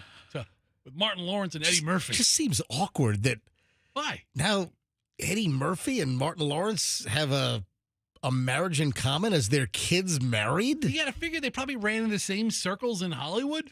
Didn't Had Martin kids about the same time? Didn't Martin Lawrence have some kind of a mental breakdown? Wasn't he like wearing trash bags running down the road? It sounds familiar. In L.A., like, I don't know, 20-something years ago. Type this in. Did Martin Lawrence have a mental breakdown? Let's see here. AI overview. I take Martin Lawrence mental breakdown. All right. While Martin Lawrence has faced some well-documented health issues and periods of erratic behavior, the term mental breakdown is not a specific diagnosis. That's true. Or a term that he's publicly used to describe his experience. So here, blackdoctor.org is calling it a nervous breakdown. All right, hang on a minute. Let me expand this. So he did have erratic behavior and an arrest. Here we go. In 1996, Lawrence had a public incident where he was seen yelling in the street and behaving erratically. Yeah, I thought he was wearing trash bags or something, which led to his arrest. His representative stated that this was a result of a seizure brought on by not taking prescribed medication. Okay. Yeah, then he was in a coma due to heat exhaustion. In 1999, Lawrence collapsed and went into a 3-day coma due to severe heat exhaustion while jogging in 100-degree weather. That was it. He was wearing the trash bag while he was jogging? He was wearing trash bags while jogging to induce sweat. That's what it was. That's an old wrestling cut weight trick. Yeah, that's what he was doing. His body temperature reached 107 degrees. That's not good. And he was placed on a ventilator. He almost bought the farm back then. And now he's related to Eddie Murphy through marriage. Who's who? I mean, who has the daughter? Who has the husband? Guess who? The Guess who father? catered the wedding? McDowell's. Oh God. That's got to be. Have the two of them ever been in a movie together? I don't know. Yeah, Beverly Hills Cop 7. Because Martin Lawrence was with Bucket. He was with Will Smith for Bad Boys. I don't know if the two of them ever done anything together. New information from the Diddy trial yesterday. What happened there? Raving mad Diddy threw spaghetti at his assistant. Oh, big deal. And got high at Chelsea Handler's TV show. Yeah, big deal on that one, too. Sean Diddy Combs once threw a bowl of spaghetti at his live-in assistant. She recalled crazy testimony yesterday. Also revealed that P. Diddy's inappropriate drug-taking habits included getting high for an interview on the Chelsea Handler show. Yeah, the now former assistant, Mia, who testified anonymously as an alleged sexual assault victim of Combs, told jurors in Manhattan federal court that the frightening pasta tossing incident unfolded at 3 a.m. in the morning in his L.A. home because, you know, the best time for pasta eating is 3 o'clock in the morning. It's not a good time to sleep on all those carbs, right? Maybe have that a little earlier in the day, P. Diddy? I don't know. If the worst thing you can say about the guy is he threw a plate of pasta, I mean, it's not normal, but... So 3 o'clock in the morning, the didster, Diddy, told the assistant to go get everyone. But she started heading to a bedroom in the mansion where she also lived, and that upset Combs. He went on a really humiliating rant in front of everyone. There was blood dripping down my leg. Or was it tomato sauce? No, apparently it was that time of the month, and seriously. And okay, all right. And she did not immediately go to get everyone. She needed to go take care of the fact that, you know, it was that time. And then he threw a hissy fit. And then he had a bowl of spaghetti. Take spaghetti out of the bowl in his hand and threw it at her and aggressively cursing her out. You know, they're laying like the predicate for abuse and assault. And this is part of building the case toward racketeering charges. And that's what the feds are apparently, because you're saying, listen, throwing spaghetti, how's that a federal crime that's going to land him in prison for the rest of his life?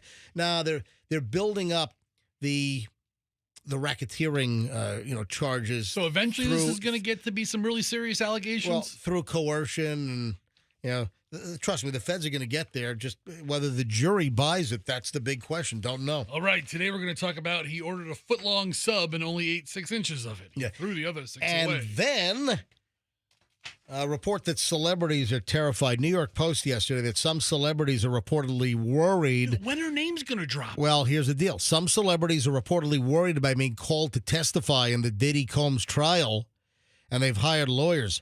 I've heard that there are some celebrities worried about being called to testify, and have even lawyered up trying to fight that, according to Harvey Levin, the founder of TMZ. I think rapper Kid Cudi and Cassie were the star witnesses, but I don't know who else the prosecution has up their sleeves, said Levin. I don't know what's going on behind the scenes there, but they've got 4 weeks of testimony before they hand it over to the defense. We'll see. But what they're clearly doing is cobbling together what they claim is proof beyond a reasonable doubt that he committed these various crimes. He didn't go into detail on which celebrities might be called to testify, but, Harvey Levin from TMZ is pretty plugged in. And if he says that there are a bunch of big-name celebrities that are terrified and they're lawyering up to try to not testify at the Diddy trial, I would think that's probably valid intel. So I have very limited experience with trials.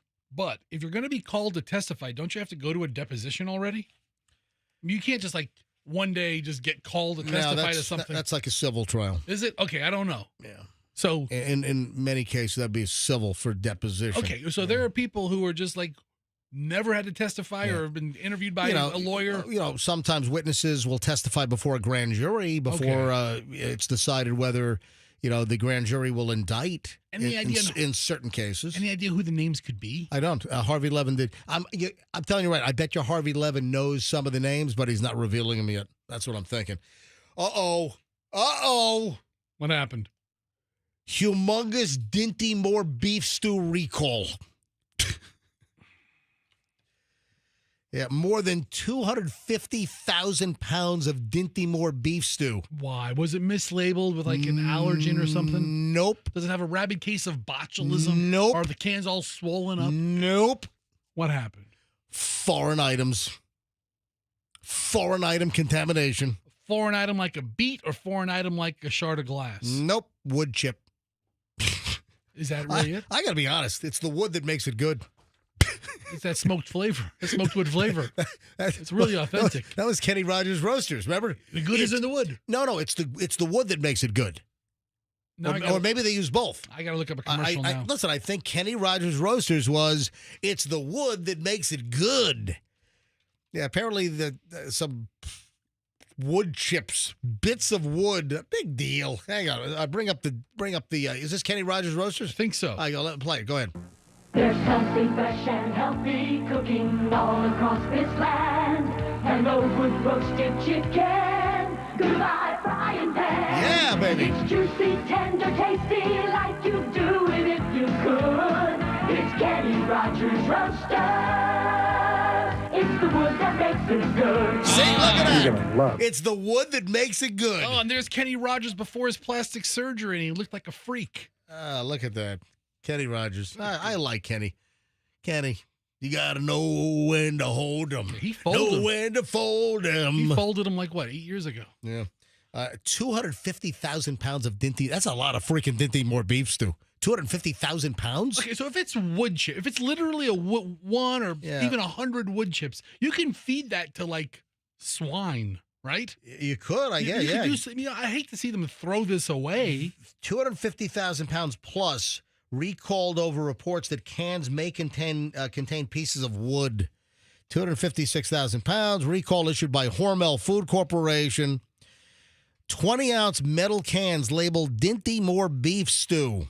You know what? With a Best By date of February 2028. Lot code T02045. I'll take my chances that Herb at the factory dropped a toothpick. The canned beef stew is distributed nationwide and sold at major retailers, including Walmart, Target, and other big grocery store chains.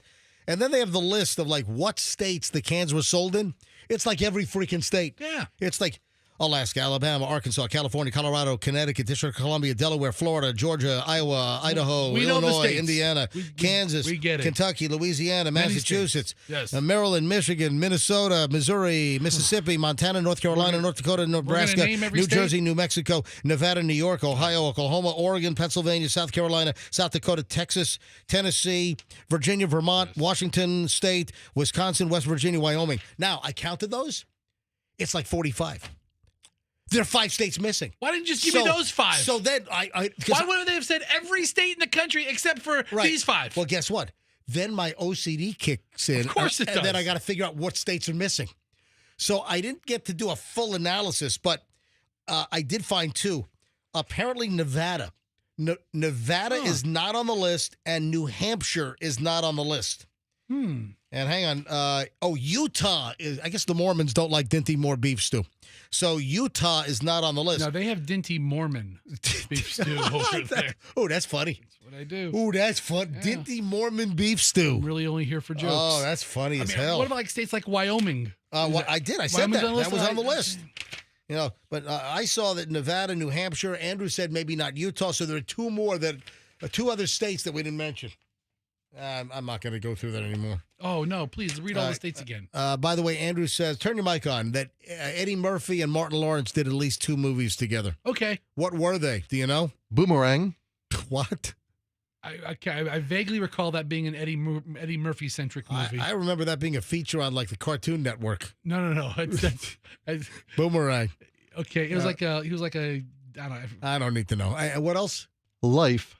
Life and Boomerang? The prison movie. Yeah. Oh. I remember that. Vaguely sounds familiar. All right, 9:23 at the MJ Morning Show. The final chunk of MJ. Man, there is an epic wedding photo.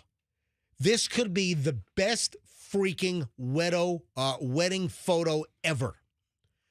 It's a wedding. It's a wedding photo. It's a wedding. It's a wedding. Okay. It's like you invented a word. This could be, seriously, the best wedding photo ever taken. You got to hear it. You got to see it. You got to go. Florida's biggest home show. All right, listen, next on the MJ Morning Show. Man, I got a lot of stuff to squeeze in the final segment. In minutes, on a Friday, MJ Morning Show back in minutes.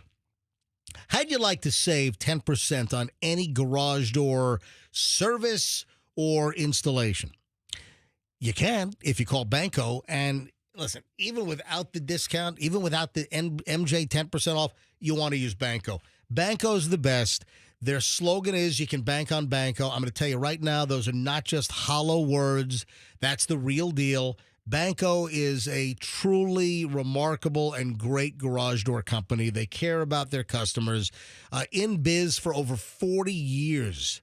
Since the 1980s, Banco has been in the Tampa Bay area. You do not want to use a different garage door. I'm telling you right now, if you have a broken spring, you got a tension cable problem, maybe the track fell off the ceiling, maybe it's time for a brand new state-of-the-art garage door opener that's app controlled. You can tell everything on your phone, whether it's open, closed. You're going to work and you left your garage door open. Yep, you look at your phone. Or maybe you said, oh my God, did I leave my garage door? You look at your phone. It'll tell you whether your garage door was left open. And if it was, you push the button on your phone, it closes your garage door. Any garage door service, you want a new garage door to increase the curb appeal on your house. Maybe you want a hurricane-rated garage door. Anything garage door related, sales or service, you want Banco. BancoDoors.com. Tell them MJ sent you, and they'll give you 10% off. Plan B Air Conditioning.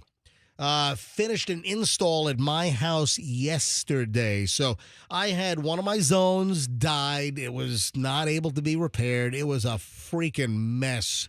And it was time for a new unit. This is like a 12, 13-year-old unit. Just a lot of problems. It wasn't worth even attempting to fix this thing.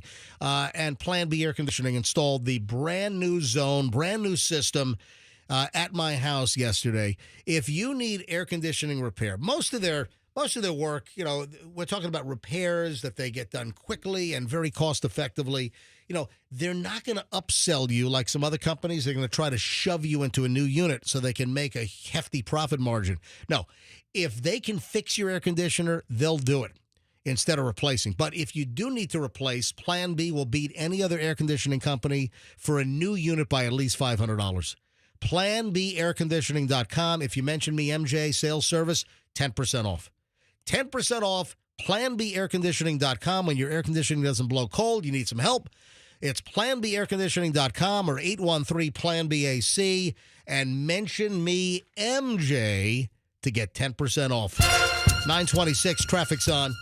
Kathy has the final check on traffic this morning. And the MJ Morning Show is back next. Traffic slow this morning.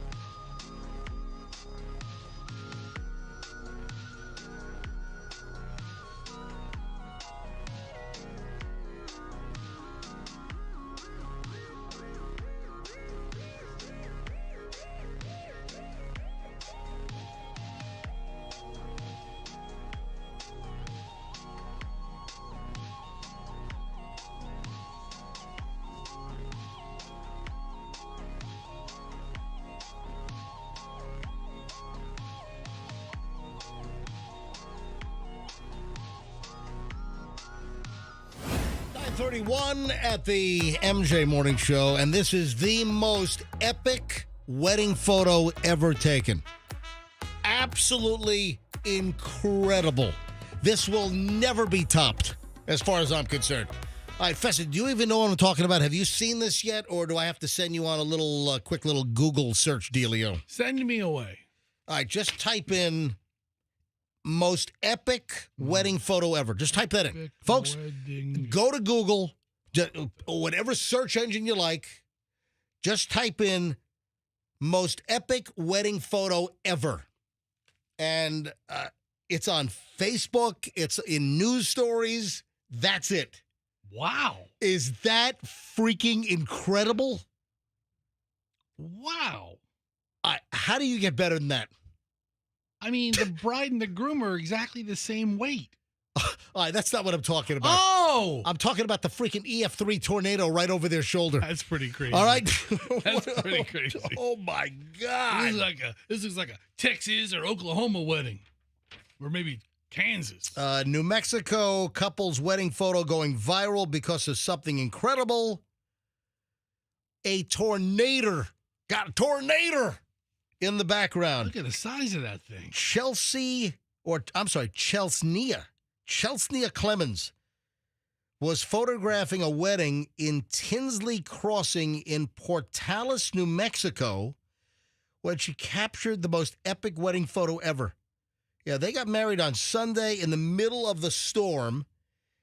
They embrace each other, and there is a humongous tornado over their shoulder in the background. That's crazy. The tornado touched down in Roosevelt County, New Mexico, near the town of Floyd, New Mexico, caused minor damage to a few homes. Man, that's unfreaking believable.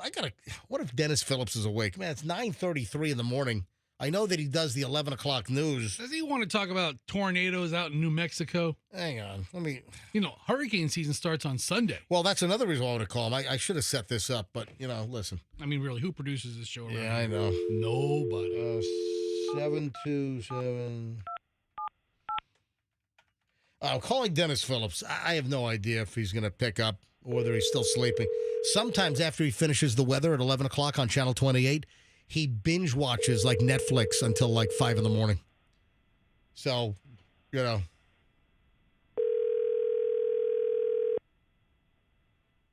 he's probably not going to pick up. Man, I wonder if he showed this picture on TV.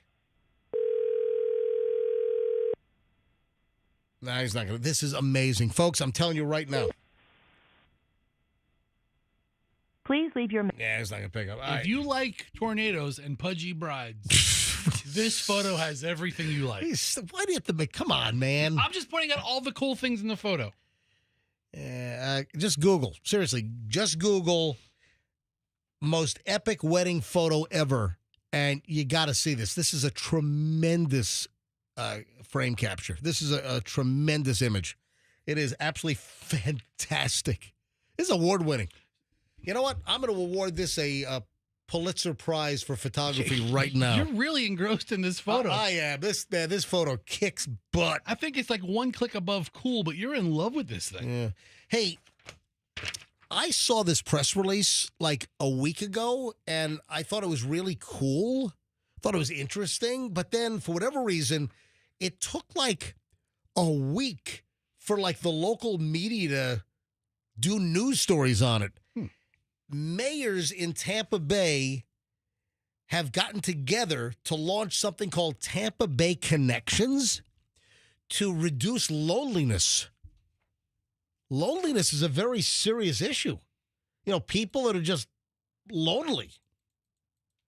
That is true. And there's some detrimental effects it can have on people. This is the release from the city of Tampa about a week ago. Loneliness is not just a personal struggle, it's a growing public health crisis. Nearly 1 in 5 adults in the U.S. say they feel lonely every day, and the consequences of isolation are as dangerous to health as smoking 15 cigarettes a day. So according to the U.S. Surgeon General, being lonely is as bad as smoking 15 cigarettes a day. So if you're lonely and not smoking, or you are smoking 15 a day and you're hanging out with people, which would you rather have? In response, 3 of Tampa Bay's leading cities are taking decisive action. Tampa Mayor Jane Castor, St. Petersburg Mayor Ken Welch, and Clearwater Mayor Bruce Rector. That's cool. Yesterday, Wednesday. So on Wednesday, so I guess that's what the news was covering. But City of Tampa put out this press release like over a week ago. Well, the release was that something was coming up. Yeah, I and then guess so. yesterday was Yeah. the event. Yeah. So the news was on it. Yep. So they're trying to get together with this Tampa Bay Connections, a new initiative that seeks to combat loneliness, improve community unity, and enhance the overall health and vitality of the region. Tampa Bay Connections is more than a mental health campaign. It's an economic strategy, a disaster preparedness tool, and a community safety initiative. Yeah, the initiative draws inspiration from international successes like Compassionate Frome Project in the UK. What are the strategies? Convene stakeholders across sectors, healthcare, nonprofits, map existing resources, launch an awareness campaign.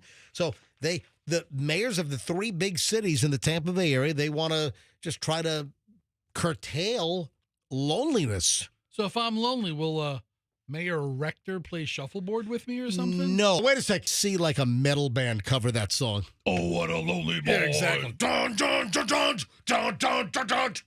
So I'm thinking, anyway, listen, if you're lonely, call Fester 24/7. You can text me. 813. Turn your texts on. Yeah, turn your ringer on. If you are lonely, go ahead and text Fester right now. 813-310-8444. If you are listening and you sleuths, eight. I shouldn't have stopped you. You were going to keep rattling it off. What the hell am I doing? Like Son of a bitch! That's not it. All right. So if you're lonely, go ahead. Are you lonely, MJ? All right. Go ahead and text Fester 813-310-8444. All right. If you're lonely, just reach out to Fester, and Fester is happy to be your friend. Oh, look at the texts are coming in. 813-310-8444. 813-310-8444 to get a hold of Fester. You want to read me some of these lonely texts that are coming in? Hold on here. Yeah, go ahead and read me some of these texts. Yeah, hey, Fester, I'm so lonely. Please call me. Hi, Fester, let's hang out. I hear him just dinging now. Hey, Fester, I'll pick you up in my golf cart. I'm lonely. Lonely sucks. Ha, ha, ha. Don't call me. I'm not going to answer your call. Now they're calling, Don't texting. call. Yeah, now it's dinging. Now it's ringing and dinging nonstop. All you people calling. Hello, please call me later. Hey, Fester, let's go to the movies. Bill Johnson is calling me. Stop calling me, Bill. I'm not going to answer. Listen to all the texts coming in. It's like a slot machine. Hello? Bill. Oh, you hung up. Bill hung up. Yeah, people are calling all the time. Hey, Fester, I'm lonely and love when you do Cajun Fester. Okay, maybe we can get together later. All right, now they're really rolling in now. Yeah. They're rolling. Yeah, all right. So, shut the damn ringer off, would you, please? You asked for it. I'm keeping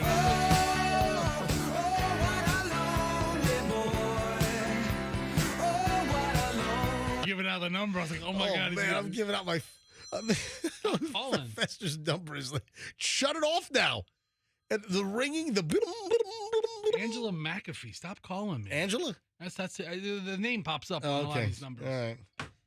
Listen, this still go. I told you, turn it off. I'm trying. I don't want to hear the for the next 5 minutes. You should have thought about that before you asked people to text me. All right. My cell number is the worst kept secret in town also. Second worst. Second worst, exactly. I've had the same damn cell number since 1995. Alltel. Yeah, right? Seriously, I remember. My original cell phone company in Tampa Bay was Alltel, which was consumed by Verizon, right? Yes. What was it? As far as grossness on an airplane, we had a story like a week or so ago that flight attendants say that they laugh when women go on planes wearing like a onesie, like a jumper. that when they have to use the lav on the airplane, they have to take it down and it's sitting on the floor. And yeah, you ever look at the nastiness on an airplane floor? Yeah, I talked to my wife about it. She has a couple of onesies, and she goes, there's a bunch up protocol. Yeah. If you have to sit down for something, you have to bunch up and hold it in your arms. Like a scrunchie. You have to be aware of your surroundings. Anyway, let me give you one of the grossest places on the airplane. We've talked about like the seat back pockets over the years. The seat back pockets are filthy. Don't stick anything in there.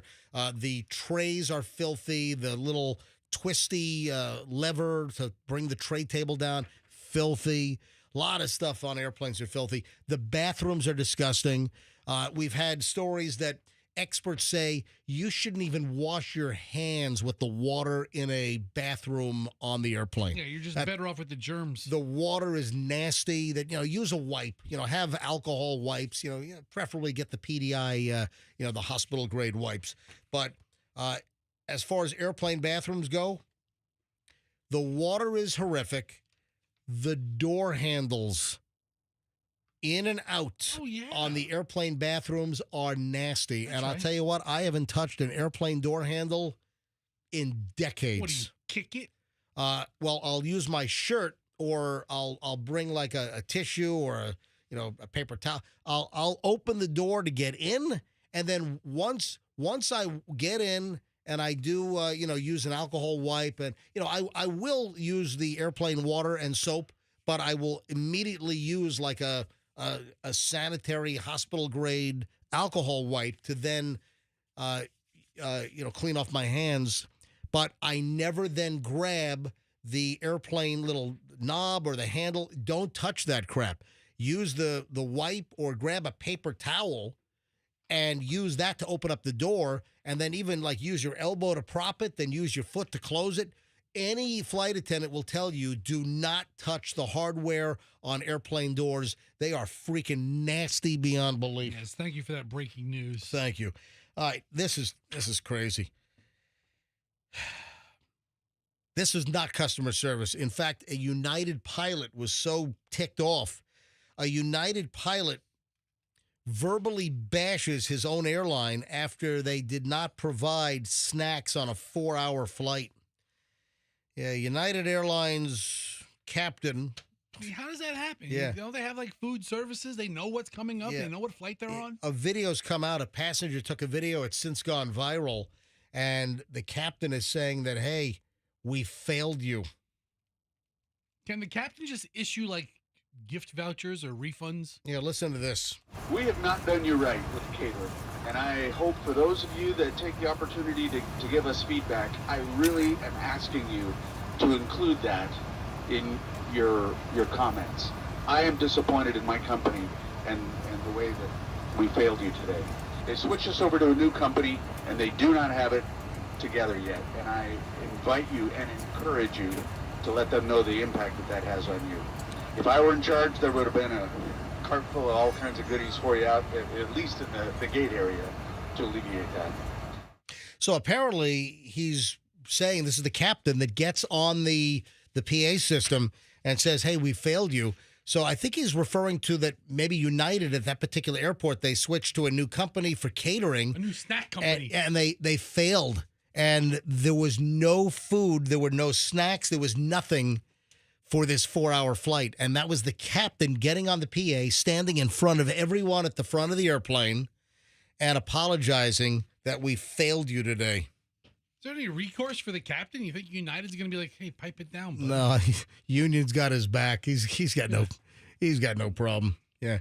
He went on to explain that it's, I think a third-party vendor. But they knew about it before they took off. Somebody just didn't. He could have said, hey, let's stop by Circle K or something and get a bunch of Snickers bars, and then we'll take off. Yeah, so he heard him say that, if you get an email for feedback or whatever, go ahead and give feedback. Blow it up. Yeah. All right. Speaking of United, that was a United Airlines captain on that 4-hour flight. No snacks. No drinks, no snacks. It was not even, no drinks. Water wasn't available? Nothing. Wasn't available? Nothing. What a mess. Nothing was catered on this 4-hour flight on United. That's why I'm a snack carrier, man. If I carry a backpack on, I mean, I have plenty of snacks in that thing. You know, you can't bring your own water through TSA, and you got to buy yourself a $12 water on the other side of security. Speaking of United, better take note of this. Starting on Tuesday, June 3rd, so days away, United Airlines is going to require domestic travelers to check in at least 45 minutes before departure. I guess Delta and American have already done that. I don't know if that affects. If you check in, just check in online on your app, and you're checked in when you arrive at the gate is when you arrive at the gate. I mean, just get there in enough time. That seems reasonable, man. The check-in time doesn't matter to me. And what do you think about this? An emergency landing because of an ill passenger. What kind of ill? Do you think that a commercial airline, should they make an emergency landing for an ill passenger? Okay, if it's like ill, like he's dying or she's dying, then yes. If he just has a case of the runs, maybe. It's a dog. Oh, no. Oh, wait, hold on. Yeah, it's not a person. You know I mean, what? obviously, if you have an ill person and you've got maybe a life-threatening situation or the need for immediate medical assistance that cannot be provided on the airplane, then, yeah, they're going to make an emergency landing. The twisteroo here is that it's a dog. Delta Airlines Flight 694, Detroit to L.A., was diverted on Monday because a dog became sick. And it was determined that the dog needed immediate emergency veterinary care. By who? Is there a vet on board? About an hour into a 5-hour flight, Detroit to L.A. Detroit to L.A., how's that 5 hours? I don't know. Well, it's like maybe 4? I was thinking even less. It's closer than New York. Yeah, maybe a big headwind. So they're in the flight. About an hour into the flight, flight attendants called for medical assistance, alerted that there was a dog in distress. A call for medical assistance produced an onboard veterinarian. There was a vet on the flight. I'm a vet. Yes, I was in Nam. Yes. I did Iraqi freedom. I'm a vet. I'm a vet. No, not that vet. Wrong kind of By the vet. way, thank you very much for your service. I highly appreciate it. Thank you, sir. We need a dog doctor. But it was a veterinarian, stabilized the animal, but the assessment of the vet was that the dog needed immediate professional treatment. And this Airbus, with 181 passengers and crew on board, made a 300-mile detour to Minneapolis, St. Paul, to the Delta hub there. So they were Detroit to L.A., and they diverted to Minneapolis, St. Paul. Yeah, everything says a 5-hour flight. Medical personnel met the aircraft at the gate. The owner accompanied the dog off the aircraft, and then Flight 694 continued westbound. And the captain assured passengers over the PA that the pet was expected to make a full recovery. I mean, there's nothing worse than... You know what they needed? They needed, like, the pet on board with an IV and, like, a nun playing the guitar.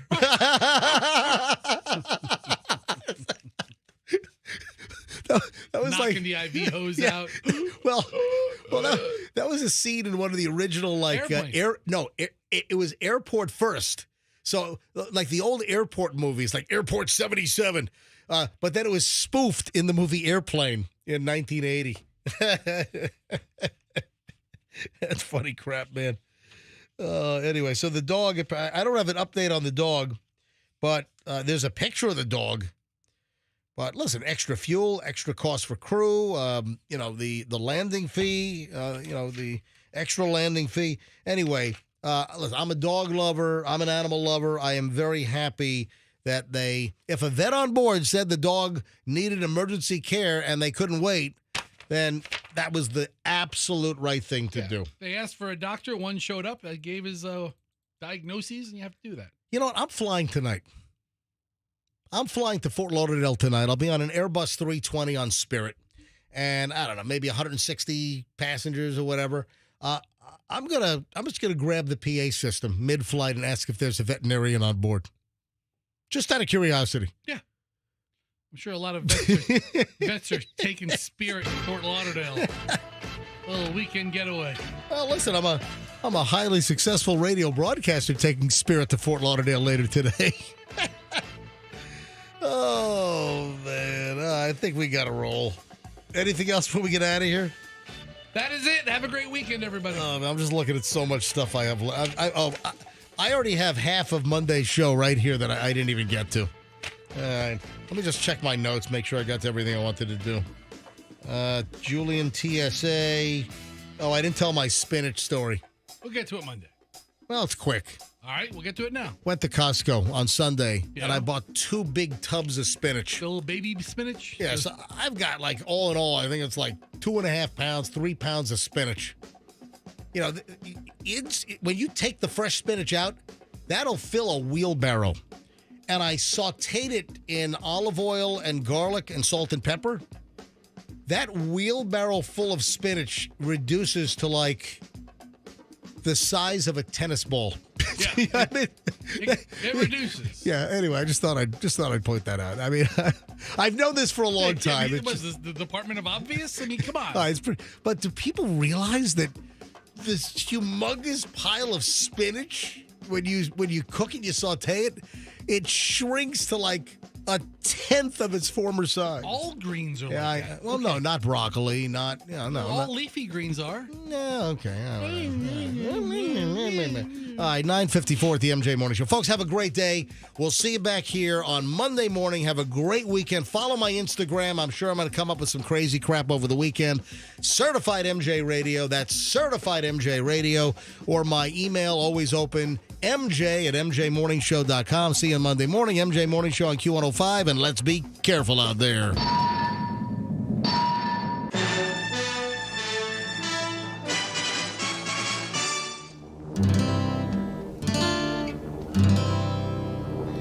I traveled the banks of the river of Jordan. A little bit from Airplane. Preparing to sell your home can be costly and time-consuming. Skip the hassles of a traditional home sale.